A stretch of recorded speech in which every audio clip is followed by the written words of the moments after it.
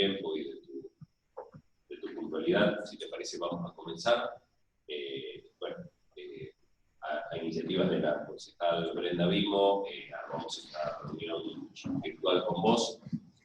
Estamos, aquí llega la concejal Marta Pascual, llegó el concejal Juan Sen, así que está faltando solo un concejal de los 10 que somos, pero entiendo que ya en virtud de la hora vamos a comenzar. Agradecerte tu presencia, y sabiendo de tus tiempos acotados, vamos a tratar de usar el tiempo al máximo.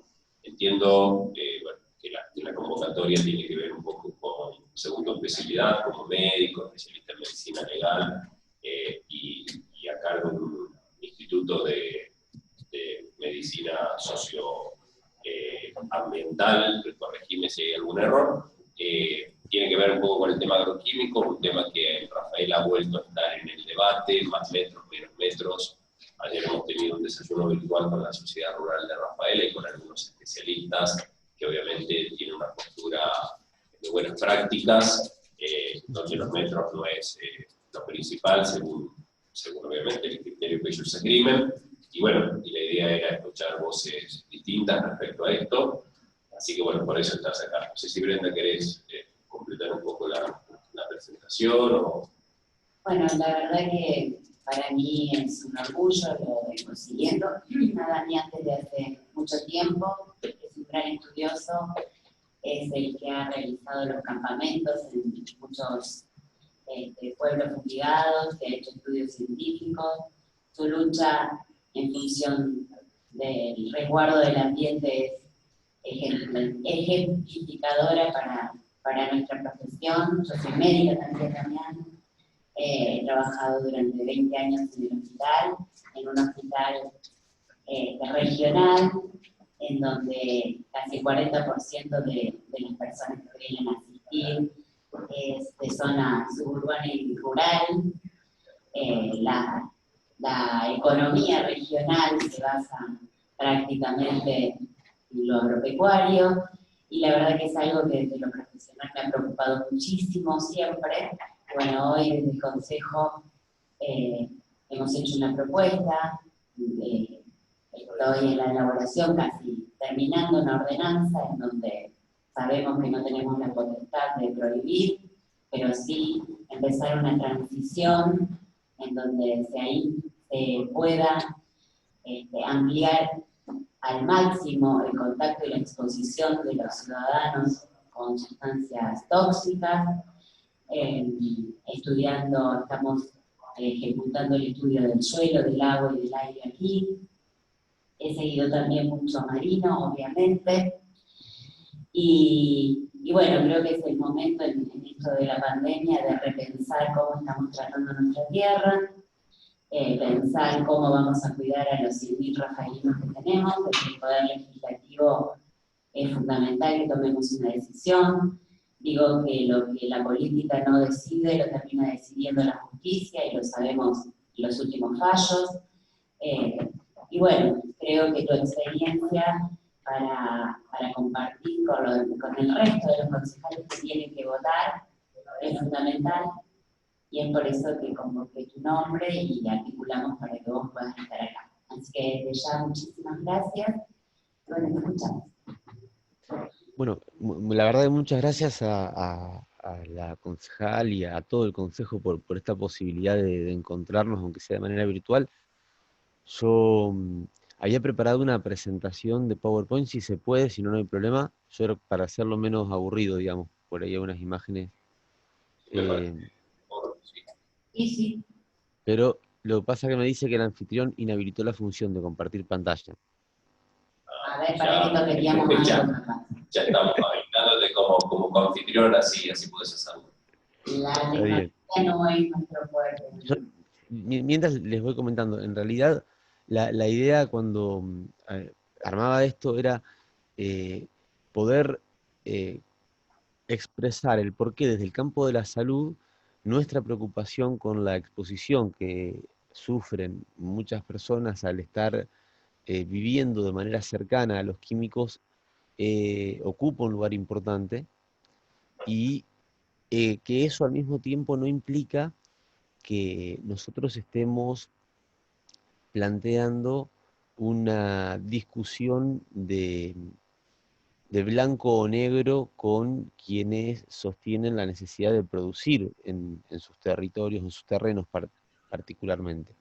Lo que sí nosotros lo que planteamos, cuando tenemos la posibilidad de vincularnos con representantes o con los decisores de las políticas públicas, es que, y esto lo hacemos como trabajadores de la salud, estamos convencidos de lo que deberíamos estar generando, que lo que deberíamos estar generando como sociedad no deberían ser personas o comunidades debilitadas en sus sistemas inmunológicos por la presencia o la intoxicación crónica a partir de la exposición a químicos, sino todo lo contrario. Y para nosotros no hay una contradicción entre producción y salud, sino todo lo contrario. Para nosotros la producción debería estar al servicio de la salud de las comunidades y en una mirada mucho más integral de lo que acostumbramos. Entonces, por eso la necesidad de contextualizar esta, este encuentro de hoy, y yo lo que había previsto era, no sé si ahí se ve la placa, yo lo que había previsto era, en primer lugar, como para no dar muchas vueltas, plantear qué es lo que se está usando hoy en nuestros territorios. O sea, ¿por qué a nosotros nos preocupa la química o la exposición a la química de las personas que viven en estas localidades, como por ejemplo Rafael?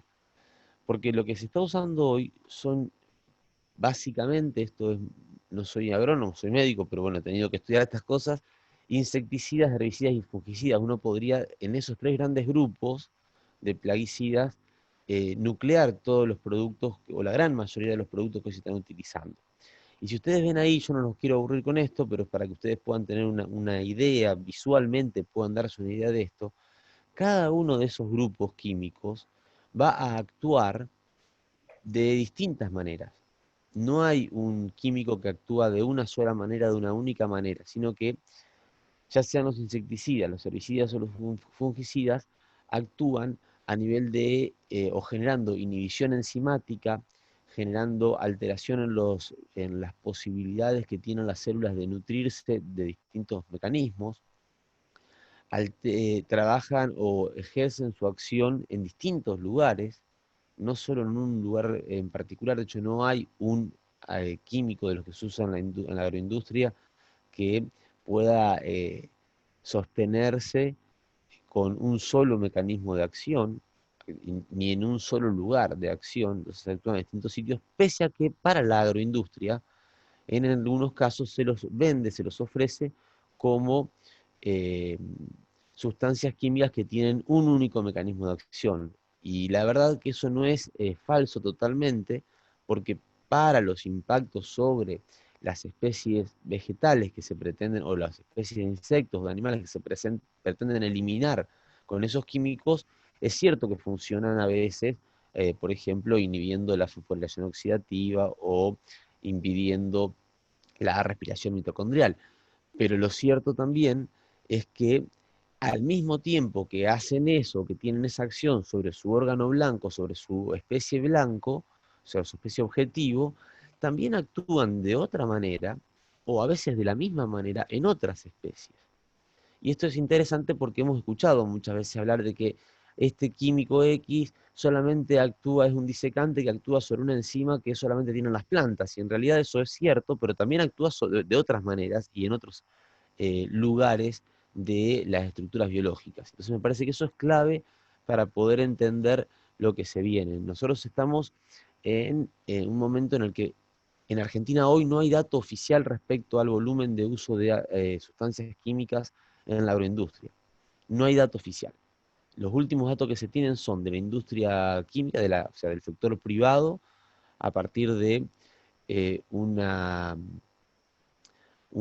solicitud que hacen a un grupo de marketing, como es el Pampas Group, para que diga, bueno, cuáles son las ventas, las principales ventas o los principales grupos de ventas de agroquímicos en nuestro país. Esto es del año 2013. Y si ustedes observan, desde el año 2006 al 2013 hay un cambio, no solamente que viene un ascenso que no se detiene desde el año 97 en adelante, sino que hay un cambio en la coloración de las barras. Ese cambio en la coloración de las barras tiene que ver con el cambio y la predominancia que empieza a tener particularmente uno de los productos, que ahí es el glifosato, está marcado ahí, dentro de la gran familia de los herbicidas.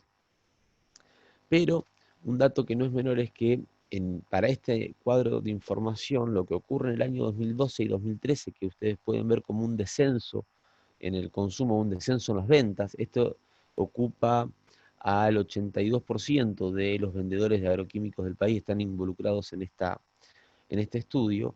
Esa disminución que se ve en los datos del año 2012 y 2013, en realidad es explicado por el mismo grupo que hizo este estudio, un grupo contratado por la CASAFE, que es la Cámara de Vendedores de este tipo de productos, explica que esa disminución en el volumen de ventas en realidad tiene que ver con que a partir del año 2012 las presentaciones comerciales de herbicidas en base a glifosato han venido con mayor concentración, entonces se venden menos volumen de productos, pero mayor cantidad de principio activo.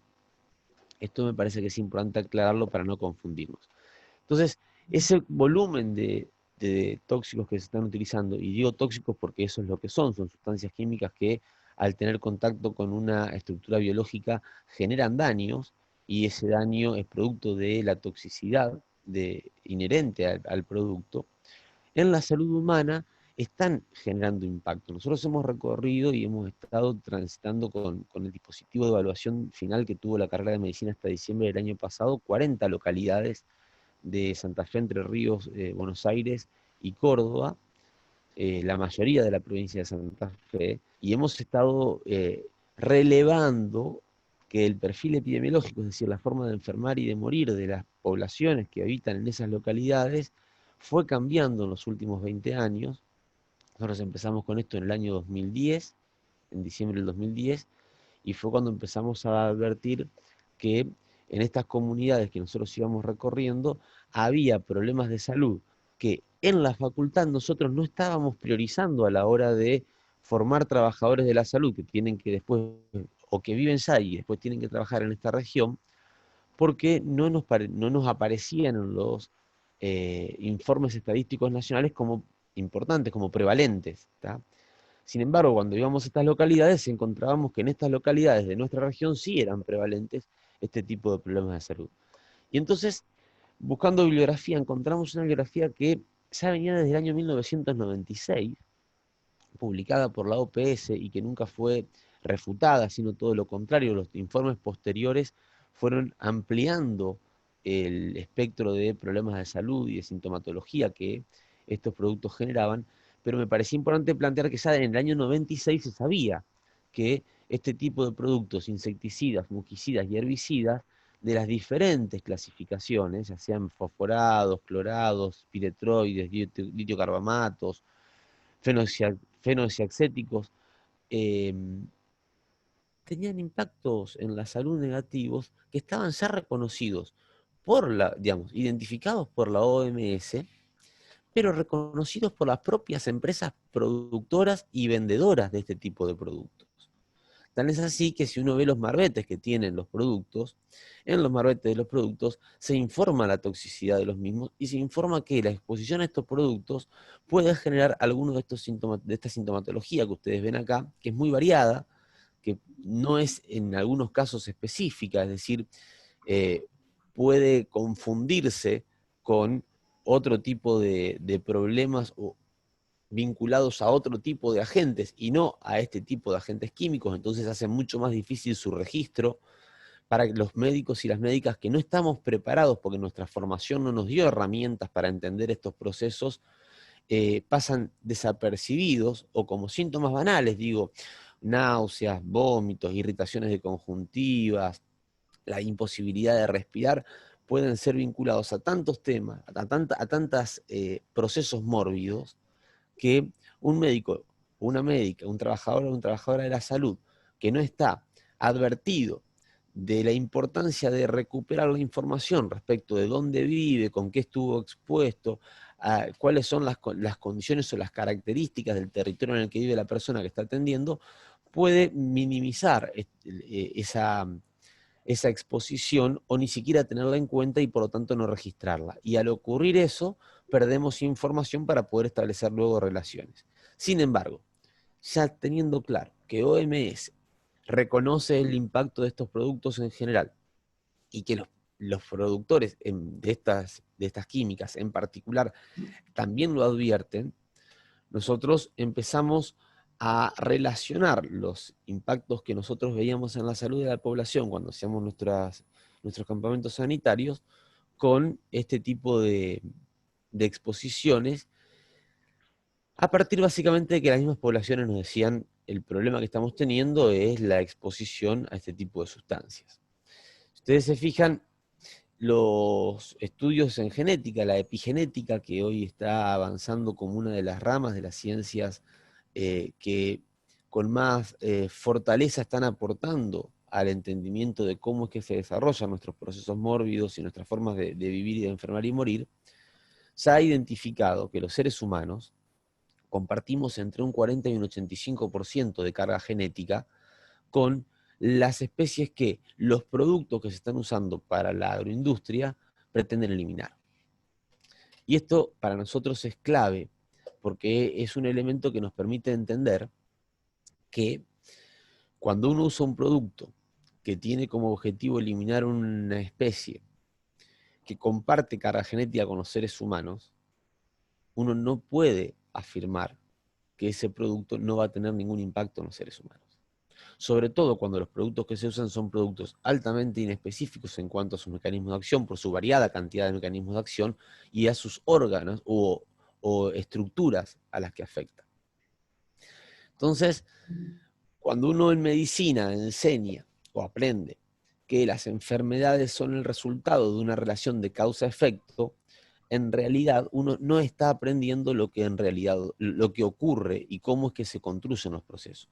Voy a ir muy rápido en esto es muy fácil entender cómo es que se genera una lesión traumática. Hay un golpe con la imagen, ¿no? Hay un golpe, uno sabe, te golpeaste en tal lugar con un objeto contundente y es obvio que después el hematoma o la tumoración que vas a tener a partir de ese golpe es por eso. Ahora, cuando en realidad estamos hablando de problemas más complejos, como problemas respiratorios que tienen una alta prevalencia en las localidades que nosotros hemos visto, o enfermedades oncohematológicas, la realidad es mucho más compleja. Y el proceso de construcción de la morbilidad, o sea, de la enfermedad, es mucho más complejo. Ahí es donde hay una primera dificultad para poder establecer esa relación de causa-efecto. Porque uno escucha a veces, bueno, no, pero ¿cómo podés decir que es el químico que yo uso en mi campo y no el que usa el vecino, que usa uno que es peor que el mío, y no por ejemplo, lo que estuviste comiendo? Hay una película que para mí es muy interesante, una película muy vieja, se llama Una acción civil, con Robert Duvall y John Travolta, donde Travolta hace de un abogado que defiende a un grupo de familias afectadas por una industria en Estados Unidos, y Duvall es el abogado de la industria. Entonces, es para mí clarísimo cómo Duvall, en su personaje, cuando empieza a intentar debilitar el argumento de la parte, digamos, que representa a Travolta, empieza a preguntarles a las víctimas si usan shampoo, si tienen ollas de teflón, si alguna vez estuvieron tomando agua de la canilla directamente, que son las estrategias que se utilizan para distraer y para correr el foco de atención de lo que en realidad está generando el problema, que no es, y esto yo también quiero ser claro, nunca es solamente el químico, pero que encuentra en el químico a un elemento muy importante en el proceso de desarrollo del problema de salud. Entonces, nosotros tenemos que tener claro que en lo que son las intoxicaciones por químicos de la agroindustria, que pueden ser denominados agrotóxicos porque son productos para el agro que generan toxicidad, o sea que pueden ser denominados agrotóxicos sin ningún problema, y claramente no son fitosanitarios, porque sanitarios tiene que ver con la recuperación de la salud, y si una sustancia puede permitir, entre comillas, recuperar la salud de una especie a expensas de dañar la salud de otra, no puede ser un fitosanitario, sino que tiene, como mínimo, es una sustancia agroquímica que puede ser denominada como agrotóxica por su capacidad y por su mecanismo y sus efectos finales. Pero la exposición a estas sustancias, per se, depende del tipo de sustancias, va a tener distintos impactos. Va a tener distintos impactos, depende de la vía de contagio, va a tener distintos impactos, depende de cuál es la vía de ingreso de la sustancia al organismo, de cuáles son las características ambientales en las cuales se desarrolla la vida de los sujetos expuestos y en las cuales se aplican este tipo de sustancias. Específicamente de los compuestos, o sea, nosotros no nos olvidemos que estamos, y vamos a hablar esto más adelante, utilizando no un único compuesto en nuestros territorios, nosotros hicimos un trabajo de investigación con compañeros de la Facultad de Ciencias Agrarias, se utilizan por campaña hasta más de 40 productos químicos en la misma campaña, en el mismo territorio, pero además, aunque se usase un solo producto químico, los productos no vienen solos, vienen con excipientes y con coadjuvantes que generan una acción de sinergismos, o sea, para explicar fácilmente lo que es el concepto de sinergismo, yo puedo tener una sustancia A que tiene un impacto, una sustancia B que tiene otro impacto, y cuando las aplico juntas a esas dos sustancias, el resultado no va a ser impacto A más impacto B, sino que puede ser impacto C, que puede ser peor que lo que era el impacto A más el impacto B por separado. No sé si soy claro con esto. Ese concepto de sinergismo no ha sido asumido en Argentina para la clasificación toxicológica, por ejemplo, de los productos que se están utilizando. Y sí está siendo planteado a nivel mundial como un elemento clave para poder saber cuál es realmente la toxicidad de los productos que se utilizan. Lo que ya sabemos, y esto no hay discusión, salvo cuando hay una parte interesada en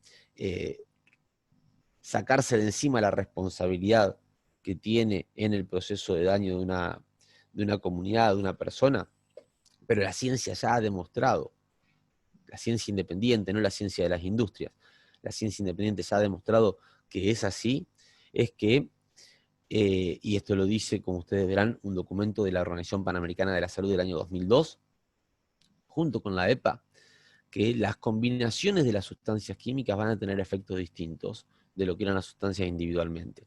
Y que se desconoce realmente cuál es el resultado final de esas interacciones.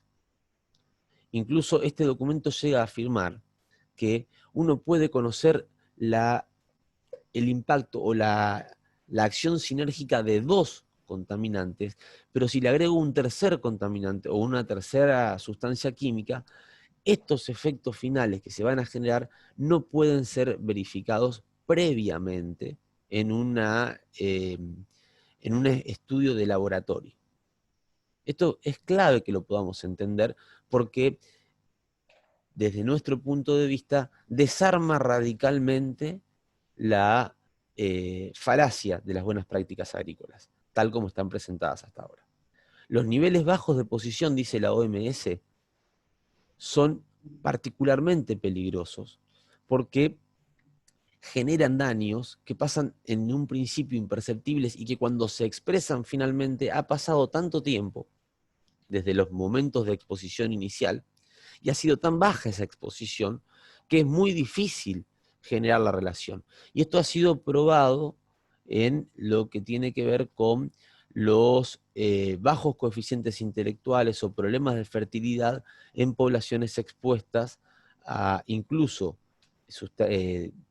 valores muy pequeños de algunas de las sustancias que hoy se están usando masivamente en la agroindustria de nuestra región y en el mundo. Y un ejemplo para mí clave de esto, de cómo la ciencia hasta ahora llega siempre tarde a poder advertir estas cosas, y cómo cuando nos dicen, bueno, pero el valor de esto, lo que se está usando es muy poquito, no alcanza a dañar a nadie, y en realidad eso no es cierto, es esta investigación que se hizo en Estados Unidos, en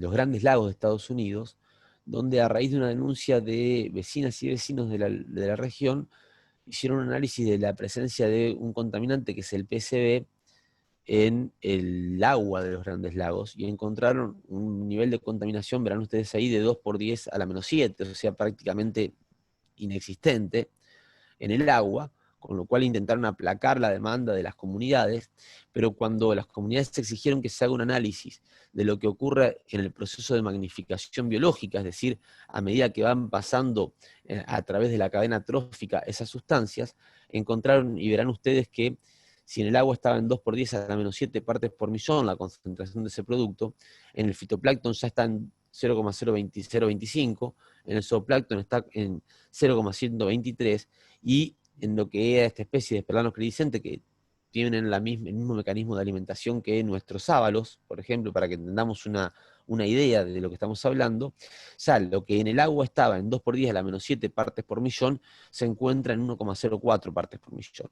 Y en lo que sería el cuarto eslabón de la cadena alimentaria, ya la concentración era de 4,83 partes por millón. Ni hablar en el quinto eslabón de la cadena alimentaria. Es decir, en 5 eslabones de cadena alimentaria, el proceso de biomagnificación pasa de 2 por 10 a la menos 7 a 124 partes por millón. Esto es lo que evidencia la necesidad de una reclasificación de las sustancias tóxicas en función también de su capacidad de concentración a partir de la cadena alimentaria. ¿Y por qué yo hablaba de la falacia de las buenas prácticas? Pero cuando se habla de buenas prácticas, en realidad se está hablando de el uso y los riesgos para el que usa o el que aplica este tipo de sustancias con estas características de protección. Entonces, a mí me parece importante plantearlo como una pregunta que nos interpela, ¿no? Si yo para usar un producto tengo que tomar semejante volumen de medidas de protección y aún así la ley de ART que rige en Argentina exige que la ART cada 6 meses me evalúe para ver cuál es mi nivel de concentración de químicos en sangre, sí y solo sí yo para utilizar los productos y para ejercer mi trabajo me vestí de esa forma de la imagen, porque si yo como trabajador no tengo todas esas medidas de protección, la ART no está obligada a cuidar mi salud, a hacerse cargo de mi salud y por lo tanto no está obligada a hacerme los controles semestrales. Entonces, si yo tengo que usar toda esa protección y aún así cada 6 meses me tienen que hacer análisis para ver cuál es el nivel de química que yo he incorporado en mi organismo, quiere decir que incluso con toda esa protección, el trabajador no está protegido. Pensemos qué pasa con el vecino o la vecina que no es provista de semejante nivel de protección y que convive durante todos los días de su vida con la posibilidad de estar expuesto a las aplicaciones. Entonces, cuando a nosotros nos dicen, vamos a hablar de buenas prácticas y tengo al final una imagen para hacerlo más gráfico, en realidad lo que nos están diciendo es, vamos a intentar utilizar mecanismos para minimizar el impacto que puede tener la exposición a estas sustancias en el trabajador. Pero la biología ya ha demostrado que uno no puede controlar cuál es el destino final de una molécula química. Los estudios científicos del doctor Damián Marino, que dirigió el doctor Damián Marino, y la doctora Alicia Ronco, que se hicieron desde la Universidad de La Plata, sin conflictos de interés, es decir, sin financiamiento por parte de la industria, ni por parte de quienes están en contra de la industria, han demostrado que existe una presencia de químicos en los cursos de agua, básicamente del río Paraná, que va concentrándose a medida que que el río Paraná en realidad va atravesando la zona núcleo de producción agroindustrial de nuestro país, hasta llegar, por ejemplo, en la desembocadura del río Luján, a tener una concentración hasta 3 veces mayor en los barros del río que en un campo, lo que quiere decir que, y no hay productores que vayan a tirar químicos al río, eso es química que por lo que se denomina la deriva, ya sea primaria, secundaria o terciaria, ha llegado hasta ese lugar y ha tenido esas concentraciones. Se han identificado grandes cantidades, importantes cantidades de químicos, básicamente atracina, clorpirifos y glifosato, en agua de lluvia, en localidades que tienen, por ejemplo, prohibición de uso de agrotóxicos. Esto es importante también plantearlo. Son 3 trabajos que están publicados del doctor Damián Marino y su equipo. La doctora Delia Iasa de la Universidad Nacional de Río Cuarto ha llevado adelante estudios de daño genético y ha demostrado cómo niños y niñas expuestos a menos de, ellos hablan de 1200 y pico de metros de los terrenos donde se utilizan estos químicos, tienen mayor daño genético que aquellos que viven en lugares más alejados. Los estudios epidemiológicos de la doctora Estela Benítez Leite en Paraguay, que fueron hechos en simultáneos con estudios de toxicidad y de genotoxicidad, como para poder hacer un cruce de esos tres tipos de datos, ¿no? Por un lado de la epidemiología, por otro lado de la genotoxicidad, y por otro lado la presencia de química en los organismos de niños y niñas del Paraguay, de áreas agroindustriales y de áreas urbanas no vinculadas con la agroindustria, también demostraron una diferencia significativa a partir de los 1000 metros, ya hablan de 1050 metros, respecto de los que viven a más o a menos de esa distancia, tienen más o menos posibilidad de tener, por un lado, daño genético y por otro lado, malformaciones congénitas mayores. Entonces, estos son datos que demuestran que la discusión no puede darse en torno a buenas o malas prácticas, sino que tiene que darse en torno a cómo eliminamos el uso de estos productos de nuestros territorios sin perjudicar a quienes necesitan también trabajar para vivir, que son los productores. Yo lo que voy a hacer ahora muy rápidamente, no los voy a aburrir con esto, es ir mostrándole algunos de esos más de 40 químicos que se usan en simultáneo en nuestros territorios, y he resaltado algunos de los impactos dañinos en la salud con sus referencias bibliográficas al costado. Ustedes, esta información que va a partir de ahora la pueden encontrar en un libro que hemos editado el año pasado, a partir de un informe que hicimos para la Comisión de Asuntos Legislativos y Constitucionales de la Cámara de Diputados de la provincia de Santa Fe, que está publicado y se puede bajar gratuitamente desde nuestro sitio web. Así que voy a pasar muy rápido, pero me parecía importante que ustedes lo pudieran ver. Los fosforados como el clorpirifos han sido ya evaluados y se ha demostrado su neurotoxicidad. También que actúan sobre la glándula tiroides, desregulando el eje de la tiroides, interfiriendo en el sistema reproductivo masculino, fundamentalmente, a partir de alteraciones en los testículos, y generar una disminución en el conteo de espermatozoides y de la fertilidad animal. La atracina. La atracina es uno de los productos que más daño está causando y que ha pasado inadvertido porque muchos nos hemos concentrado en los daños de glifosato cuando en realidad teníamos un combo muy peligroso ahí dando vuelta, y nos concentrábamos en el glifosato porque es el que tiene mayor volumen de venta y de utilización, por eso tiene mayor impacto, pero estos otros también generan sus daños.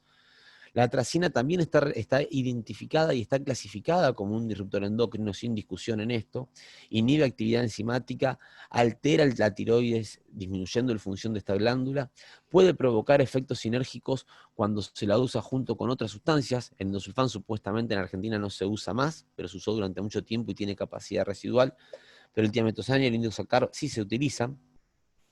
La atracina también afecta a los ritmos circadianos, es decir, altera la capacidad de descanso y vigilia de los seres mamíferos fundamentalmente, aumenta la incidencia de tumores mamarios, ¿está? E interfiere en los ciclos reproductivos. La cipermetrina que también es de uso hogareño, ¿está? Y esto también hay que decirlo, pero el volumen en el que se usa a nivel hogareño no tiene comparación con el volumen que se utiliza en la agroindustria. Tiene potencial genotóxico, genera alteración en el cromosoma que se ha evaluado y evidenciado a través del daño o la aparición de micronúcleos, altera el espermatozoide, genera mutaciones a nivel celular, estimula el desarrollo de tumores, genera efectos perjudiciales en los órganos reproductivos y tiene también una vinculación con la generación de trastornos neuroconductuales. Sobre todo esto voy a hablar sobre el final. La imidazolicarbamida es otro disruptor endocrino. Esto lo que hace es reducir y alterar la síntesis de algunas hormonas, fundamentalmente las hormonas corticosteroides masculinas y femeninas. Deteriora funciones como la fertilidad, la regulación del sistema inmunológico y el metabolismo de los nutrientes. Esto es clave sobre todo en contextos como los que estamos ahora, donde no es para nada menor ni tiene poco valor el contar con un buen o con un mal sistema inmunológico. Y este químico también está asociado a malformaciones fetales en mamíferos del laboratorio. El metamidofos, otro de las sustancias que también se utiliza en combinaciones en la agroindustria, es genotóxico, no hay discusión de esto, altera la glándula tiroides, genera cambios ultraestructurales y cambios en los niveles de las hormonas, presenta un efecto inmunosupresor, disminuyendo a los linfocitos T, ahora que todos hemos aprendido mucho de inmunología y de linfocitos, y de la importancia que tienen los linfocitos, por ejemplo, para las inmunidades. Yo puedo tener muchas vacunas muy buenas, pero si no tengo personas que tengan capacidad de generar linfocitos T, las vacunas no tienen ningún efecto, o algunas de ellas. El metilparatión, que también se utiliza en nuestros territorios, genera también alteración del ADN, genera alteraciones endocrinas, genera un impacto negativo en los linfocitos T y en la producción de anticuerpos, y es neurotóxico en animales.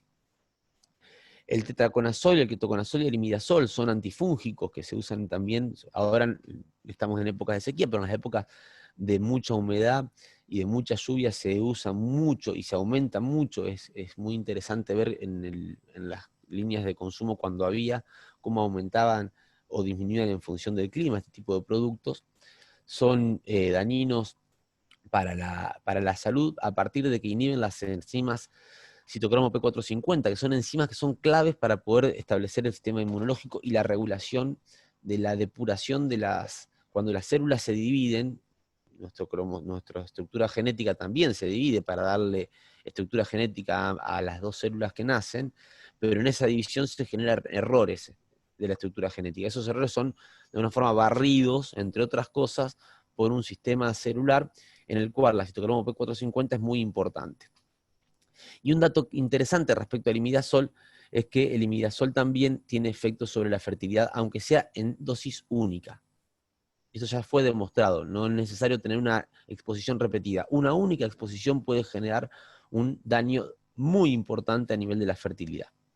El 2,4-D que ha venido solapado debajo del glifosato y los surfactantes durante todo este tiempo, igual que la atracina, tiene una vinculación ya no discutida con un aumento de la tasa de aborto espontáneo, tiene un aumento en la asociación de riesgo de padecer linfomas no Hodgkin. Cuando se utiliza en conjunto con glifosato, malatión y odiacinón, o sea, puede ser con uno solo de estos productos o con los 3 productos, se ha encontrado en trabajos epidemiológicos una asociación positiva en el desarrollo del linfoma no Hodgkin. ¿Está? Y esto me parece que no es menor. Finalmente, el glifosato está también asociado al daño de la glándula tiroides, asociado a la desregulación del manganeso. El manganeso es un mineral fundamental para el desarrollo inmunológico, pero que además, al estar afectado, genera hepatopatía, estimula o facilita el desarrollo de Parkinson, de autismo, reduce la movilidad espermática. El glifosato además también interfiere con el citocromo P450, generando desórdenes gastrointestinales, obesidad, diabetes, altera el metabolismo, ¿tá? Se asocia con la enfermedad de Alzheimer y con el desarrollo de algunos tipos de cáncer. Estados Unidos hoy es un ejemplo extraordinario de cómo cuando la justicia quiere investigar puede hacerlo, ¿tá? Los Monsanto Papers, que son los documentos internos de la empresa Monsanto que en el juicio contra Dwayne Johnson fueron dados a la luz por orden del juez, han demostrado que la empresa Monsanto y Bayer conocía antes de liberar su producto al mercado en en la década del 90 como asociación de la tecnología transgénica de la soja resistente al glifosato. Esta empresa ya conocía que su producto Roundup tenía una asociación y una capacidad de desarrollar linfoma no Hodgkin en las personas que eran expuestas a este producto, así como también conocía que era un producto que generaba alteraciones en el neurodesarrollo y alteraciones endócrinas. O sea, esto no hay discusión y por eso están perdiendo los juicios que están perdiendo, y la semana pasada acaba de caerse la propuesta de acuerdo que había hecho Bayer para poder cerrar todos los juicios, porque la propuesta incluía que de acá en adelante, para poder hacer un juicio contra la empresa por los impactos en la salud, debían ser convocados expertos técnicos que tuvieran participación de la empresa también. Entonces, en realidad ellos decían independientes, pero proponían una serie de referencias que cuando uno empezaba a investigar estaban todos vinculados con financiamiento de la industria química. El glifosato también está vinculado a la enfermedad celíaca por su acción proinflamatoria, o sea, genera una alteración, una inflamación a nivel de las mucosas, y esa inflamación repetida y mantenida en el tiempo genera problemas de mala absorción y se asocia con intolerancia al gluten, con Parkinson y daño neurológico. También, como decíamos acá, está asociado a daños del ADN, daños pancreáticos, daños hepáticos, daños en riñón, en tiroides, y a mielomas y leucemias. Hay un trabajo que se realizó en el año 2010, si no me equivoco, en Argentina. Ustedes lo tienen ahí, a ver si lo tienen acá. Sí, en el año 2010, donde se evaluó cuál era el índice de exposición a los plaguicidas en nuestro país, y a partir de ese índice que se elaboró, se identificó que el 2,4-diclorpirifos eran los químicos que en realidad generaban mayor índice de exposición en Argentina en general. Está asociando además la presencia y la exposición a cipermetrina y clorpirifos con más mortalidad por cáncer de mama, y al glifosato y al clorimurón por más cantidad de cáncer en varones.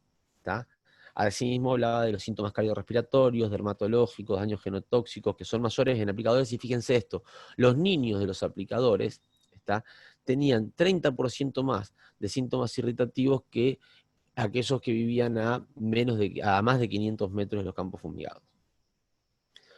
El imidacloprid, que es un producto que también se utiliza, tiene efectos a nivel neuromuscular, y se ha transformado en un riesgo extraordinario para las abejas silvestres. Y esto no es menor, ya que sin abejas y sin polinizadores el ciclo de la vida se termina. Entonces hoy Europa está discutiendo fuertemente, ha prohibido de hecho el uso de neonicotinoides. Acá tienen algunos más de trabajos ya vinculados a la tecnología BT.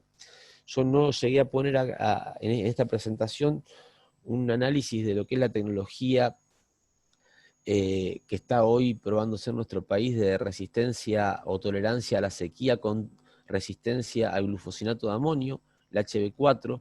Esto es la apertura de puerta a una masiva intoxicación y daño genético en nuestra población, ya que el glufosinato de amonio tiene efectos comprobados peores aún que el glifosato, ni hablar cuando hablamos de principio activo solo, pero cuando esto se asocia con los surfactantes que vienen en los productos, el daño se amplía. Les decía, este libro, Transformaciones en los modos de enfermar y de morir de la región agroindustrial de la Argentina, contiene una especie de compendio de esto que les acabo de mostrar muy rápidamente.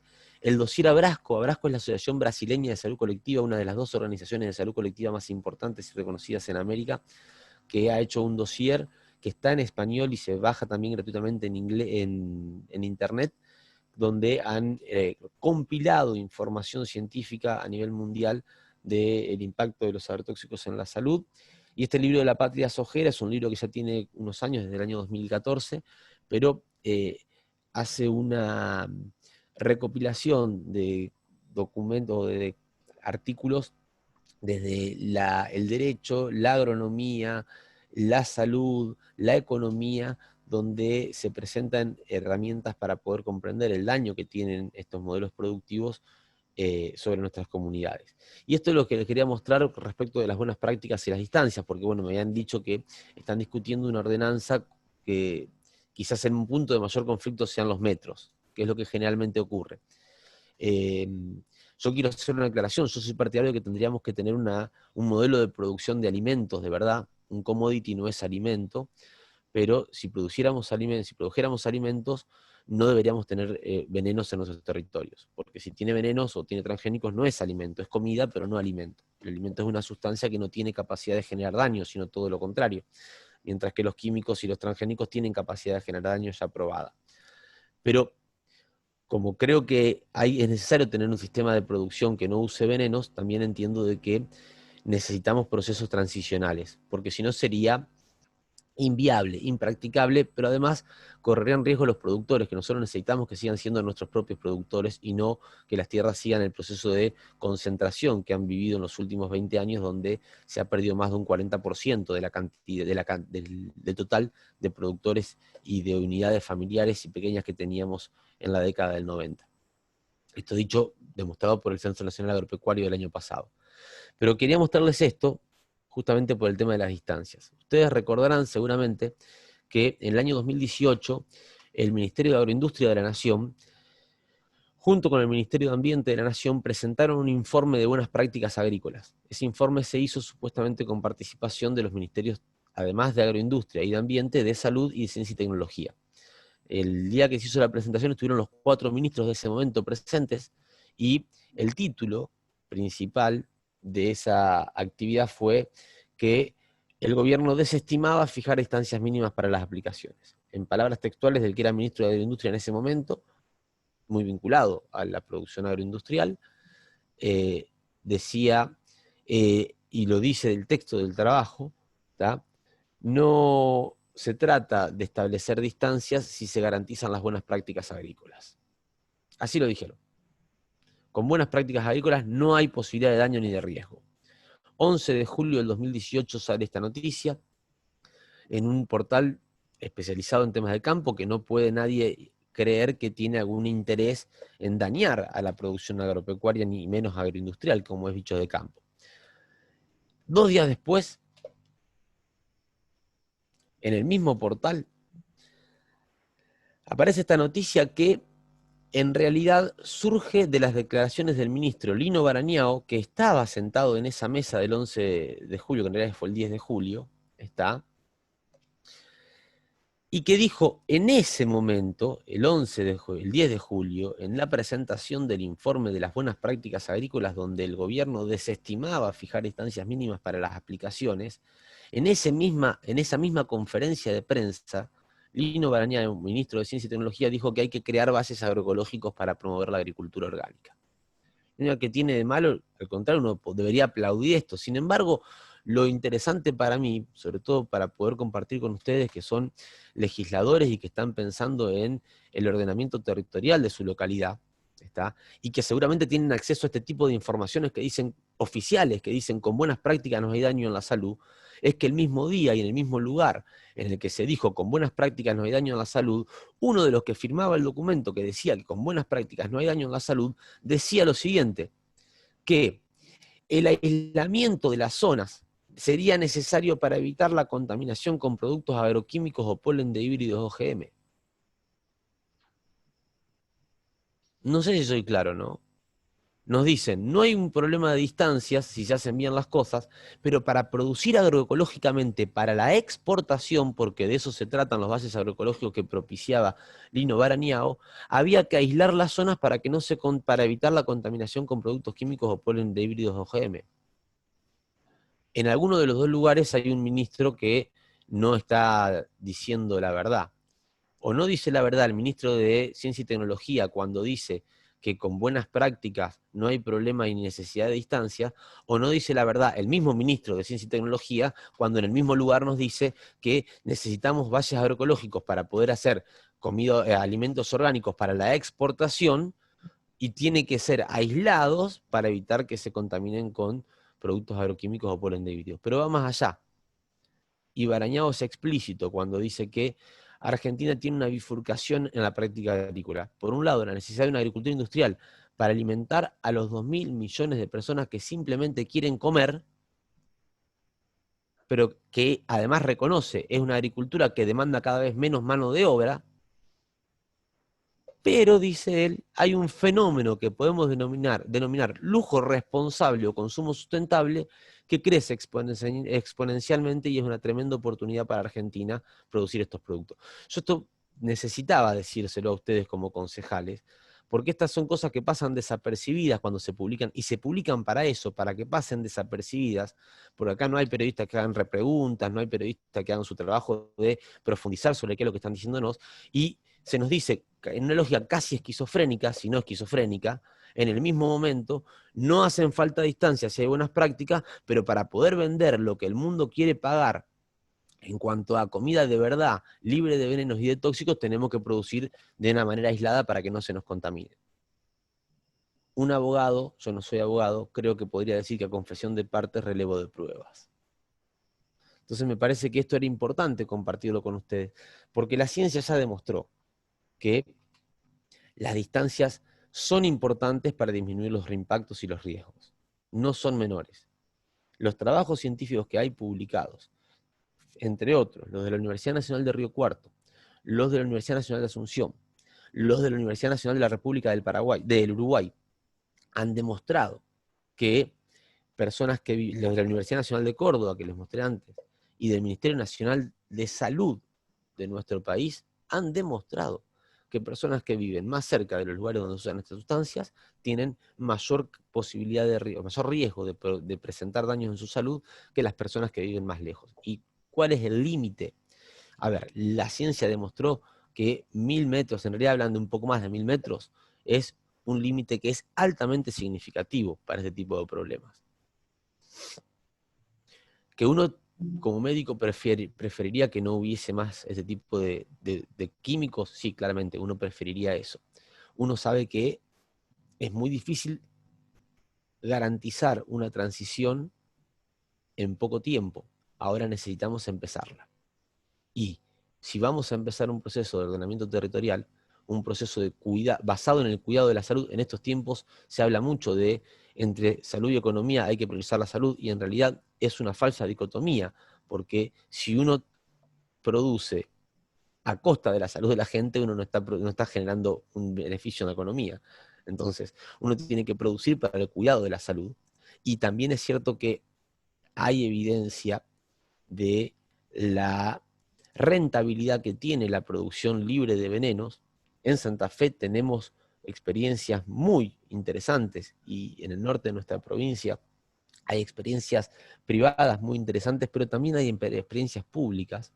La localidad de Chabás es una localidad que está iniciando un proceso de transición hacia la agroecología, potenciando a los productores periurbanos para que hagan sus transiciones, y además garantizando que la producción que surge de esa transición agroecológica tiene un mercado donde puede ser incorporada, y dándole valor agregado, por ejemplo, a la producción de trigo agroecológico a partir de la asociación con varios productores estimulados desde la comuna para poder generar una harina agroecológica en molinos también de la región. Digo, esto se puede hacer, se está haciendo en algunos lugares donde hay decisión política de realmente priorizar la salud de la población y no los números de algunas grandes corporaciones, porque no nos olvidemos que más allá de que algún vecino o vecina pueda cambiar su 4x4, que la necesita como herramienta de trabajo, además, regularmente los grandes ganadores de esto no son los pequeños productores, son las grandes corporaciones, y los grandes perdedores somos todos.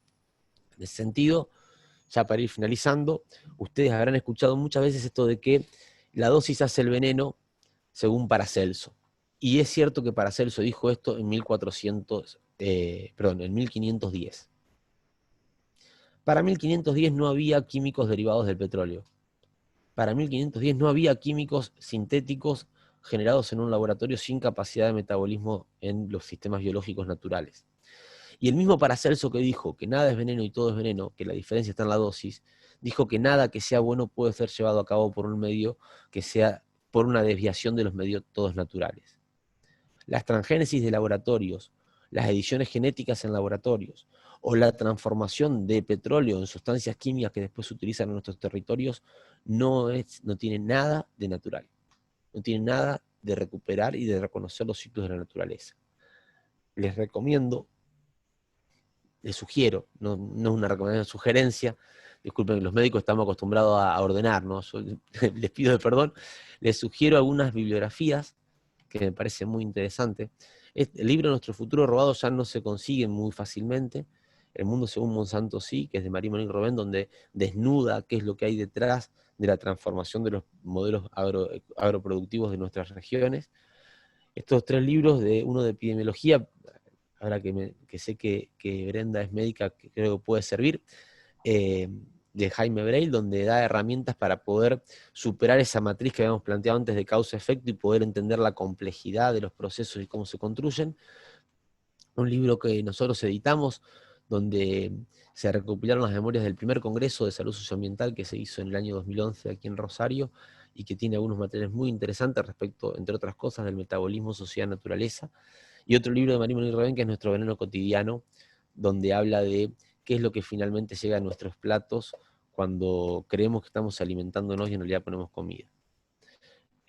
No podemos dejar de decirlo, la existencia humana depende intrínsecamente de la relación y la calidad de la salud del agua, del aire, del suelo, de las vidas vegetales, animales, atmosféricas y de la vida microbiana. La mayoría de estos productos son antimicrobianos también, eliminando las vidas microbianas que son claves para el suelo y para nuestras vidas. En ese sentido, yo saludo esta iniciativa, esta posibilidad de encontrarnos, de charlar, sobre todo porque, como coincido con lo que decía Einstein cuando hablaba de que el mundo no va a ser destruido por los que hacen el mal, sino por los que miran sin hacer nada. Y hoy tenemos la posibilidad de hacer algo para que, en este caso, en el caso de ustedes, Rafaela, y ojalá la provincia de Santa Fe y la región en algún momento deje de ser un lugar donde tenemos que pelearnos entre vecinos para ver si podemos o no podemos trabajar como queremos y podamos sentirnos estimulados a garantizar territorios saludables donde los productores puedan producir alimentos de verdad para los vecinos que tienen en sus localidades, en sus provincias y en sus regiones, sin poner en riesgo la salud de nadie, y donde todos tengamos la posibilidad de recuperar ese orgullo de ser parte de una sociedad que cuida la salud, que prioriza la vida y sobre todo la de las generaciones futuras. Con esto termino la presentación y les agradezco enormemente. Va mi homenaje para Rodolfo Páramo, entre otros tantos que hicieron mucho por nuestros territorios. Quedo a disposición si tienen alguna duda, pregunta. Bueno, también gracias.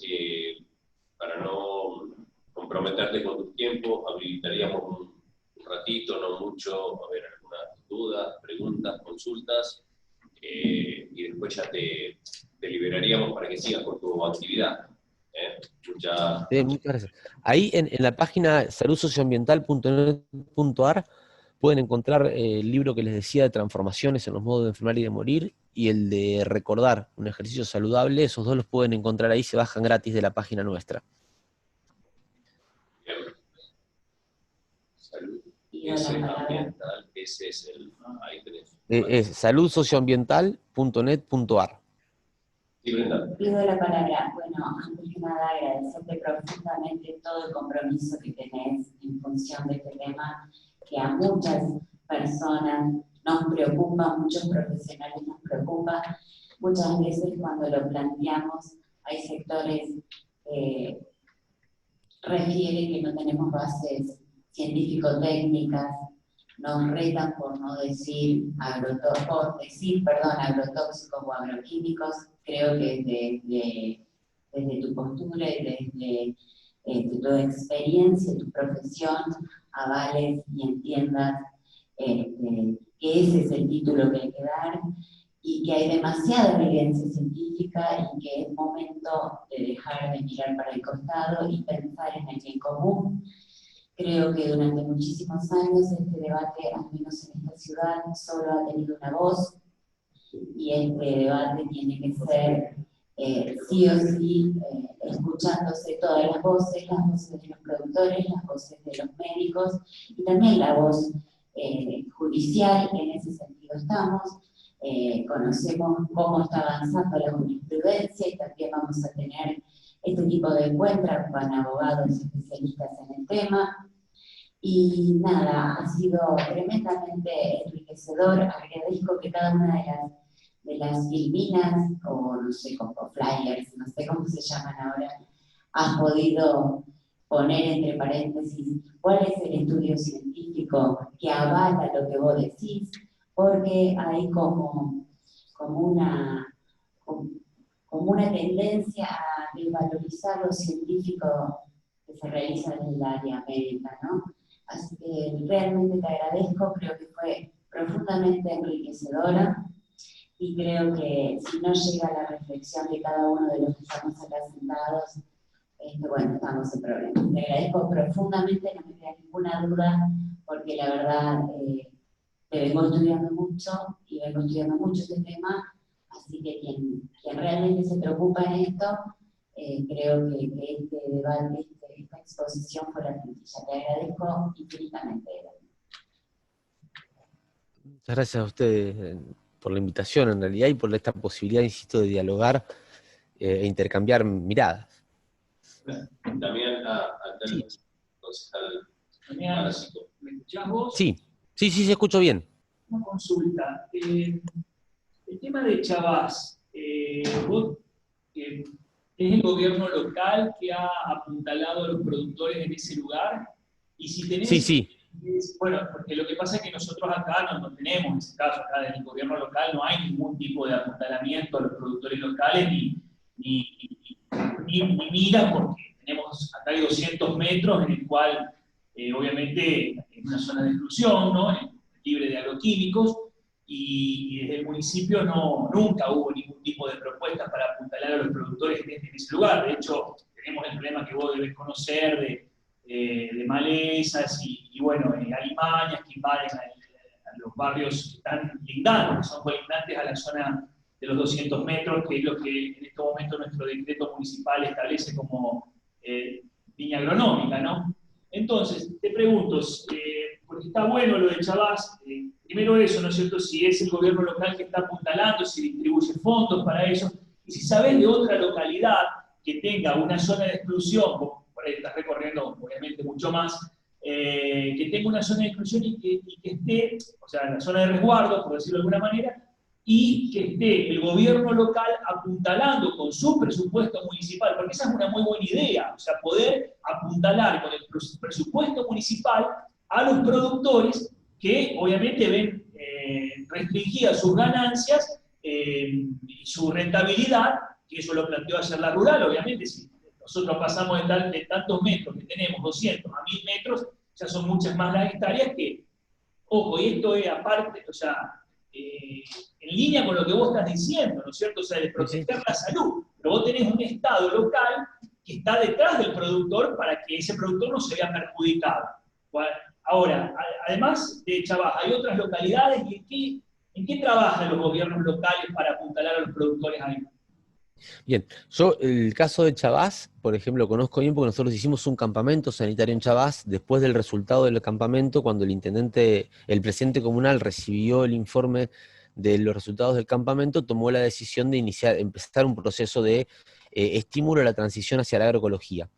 Y entonces hubo distintas actividades que fueron llevadas. El municipio tenía un terreno que era del municipio, o se habían prestado al municipio, creo. Entonces ellos empezaron dejando de producir ahí con químicos y generando ahí producción agroecológica como una forma de ir haciendo un fenómeno de contagio. Contagiaron, entre comillas, a uno de los productores más importantes de ahí de la zona, que decidió en los metros que tenía alrededor del pueblo empezar a hacer la transición. De lo que se trata es no de que no se haga nada en esos terrenos, sino de estimular la transición. Entonces, yo ahí también quiero ser claro, no es que yo como productor voy a perder de trabajar mi tierra, sino que voy a tener que empezar a trabajarla de otra forma, sin venenos. Y se puede trabajar sin venenos. De hecho, hay más de 40 municipios en la Red Nacional de Municipios y Comunas por la Agroecología, la RENAMA, que están generando procesos a nivel municipal, procesos transicionales. Gualeguaychú, en Entre Ríos, hizo una reestructuración de su perfil de producción periurbano y avanzó en un programa de agricultura, de alimentación sana, segura y soberana, así se llama PAS, con triple S, y también desde el municipio empezaron todo primero la restricción de uso de agrotóxicos y después el proceso de apoyo a los productores para la transición. Y en esto soy claro, nosotros hoy tenemos muchas posibilidades de producción en nuestros territorios, posibilidades que van desde las agroindustriales dependientes de químicas o de tecnologías transgénicas o de ediciones genéticas, que son altamente costosas en realidad para el productor, pero tienen rentabilidad a corto plazo, a producciones que requieren un poco más de trabajo, requieren volver al laboreo, digamos, volver al trabajo, a trabajar la tierra, pero son benéficas para la salud del territorio y de la población, y tienen la misma rentabilidad o más. El emprendimiento Naturaleza Viva, que queda en el norte de nuestra provincia, ellos hicieron un estudio. Uno de los dueños, uno de los miembros de la familia Bénica, es ingeniero agrónomo, hizo un estudio de comparación entre la producción que ellos tenían y la producción, creo que estaban hablando de trigo o de maíz, y la producción que un vecino de ellos que hacía convencional con químicos tenía, y para la misma cantidad de hectáreas, los costos eran muy similares, porque la diferencia era que el vecino tenía altos costos de semillas y químicos, y la Naturaleza Viva tenía más costos de mano de obra, porque Naturaleza Viva empleaba más gente para poder trabajar la tierra que el que con la agroindustria solamente con una persona hacía todo el proceso en las 500 hectáreas. Entonces, ese es un ejemplo clave que me parece que es real, lo tenemos cerca y lo podemos ir a ver. También está... Sí, ¿Qué localidad? Yo creo que es Reconquista, cerquita de Reconquista, está ahí Naturaleza Viva, que es el nombre, es la empresa Naturaleza Viva, es una empresa familiar de la familia Bénica, básicamente. Remo y Rimina son los padre y madre de la familia esa. Después tenemos acá más en el centro, en la zona de Casilda, hay productores agroecológicos que están haciendo trigo con muy buenos resultados. Y en esto, insisto, fue clave el apoyo a nivel local. No sé si con subsidios directos o con exención impositiva para el que hacía la transición. Chabás hizo eso, Chabás dijo, el que haga la transición paga menos impuestos o no paga impuestos por un tiempo, creo. Y de esa forma, pero no, lo que fue importante, que para mí es clave también en esto, no es dejar la tierra para la especulación inmobiliaria, es la tierra que queda dentro del área de protección, es tierra que debe ser trabajada desde la agroecología. Con lo cual se garantiza que el productor tampoco pierda. Doctor, buen día. Sí, usted nombró recién Rosario, yo usted es de Rosario, y nombró toda una zona de influencia muy grande, Chava, Casilda, bueno, Arequito, todas esas zonas, que creo que fue la primera, creo yo, que fue la primera que, digamos, empezó con el tema de la soja, por lo menos en la provincia de Santa Fe, o en la Argentina, no sé, sacaron los alambrados 30, 40 años atrás, habían sacado los alambrados al lado de la ruta, y acá todavía teníamos los tambos y los vacunos, y allá no. ¿Cómo ve usted, digamos, yendo a las enfermedades, digamos, a lo que usted, a todas los prejuicios de las enfermedades que se fueron detectando, desde esa zona productiva y comparándola con Rosario, ¿no es cierto? Que Rosario es una ciudad, Rosario y las otras zonas de la provincia, digamos, ¿no es cierto? Que hay muchos casos derivados de toda la zona en la que vamos a Rosario medicinalmente, ¿no es cierto? Entonces, ¿cómo ve la diferencia usted en el tema de cáncer o tiroides o todas las cosas que usted nombró, la enfermedad que usted nombró? Si hay una diferencia entre la zona esa productiva muy buena, que es campo, digamos, y ciudad pequeña, comparado con Rosario. Y la otra, junto con eso, digamos, Rosario tiene el río Paraná, digamos, pasa al río Paraná, que usted también nombró que muchos de las zonas donde se publica van los arroyos, ¿no es cierto?, después los llevan al río Paraná, inclusive el Calcarañá, y no sé si hay algunos más también grandes. ¿Cómo ve la zona esa de contaminación, digamos, porque, digamos, el Rosario, digamos, no tiene... El gran Rosario está muy cubierto por zonas que no son seguramente sembradas ni fumigadas directamente, pero sí directamente. No sé si me entienden. sí, claramente. Yo le cuento, nosotros hicimos 40 campamentos sanitarios, es decir, estuvimos en 40 ciudades que en general tenían no más, hay 4 ciudades que tienen más de 10.000 habitantes, pero en general no tenían más de 10.000 habitantes. De esas localidades, algunas son del cordón industrial de Rosario, como Timbúes, por ejemplo, o Luis Palacios, que quedan ahí, en la zona de también Ibarrucea. ¿tá? Otras son netamente agroindustriales, está como por ejemplo más en el sur de la provincia. Nosotros estuvimos en casi todo el departamento General López, pero también estuvimos en Chabás, estuvimos también en Vigán, estuvimos en María Susana, estuvimos en Tacuarembí y en Villa Ana, en el norte de la provincia.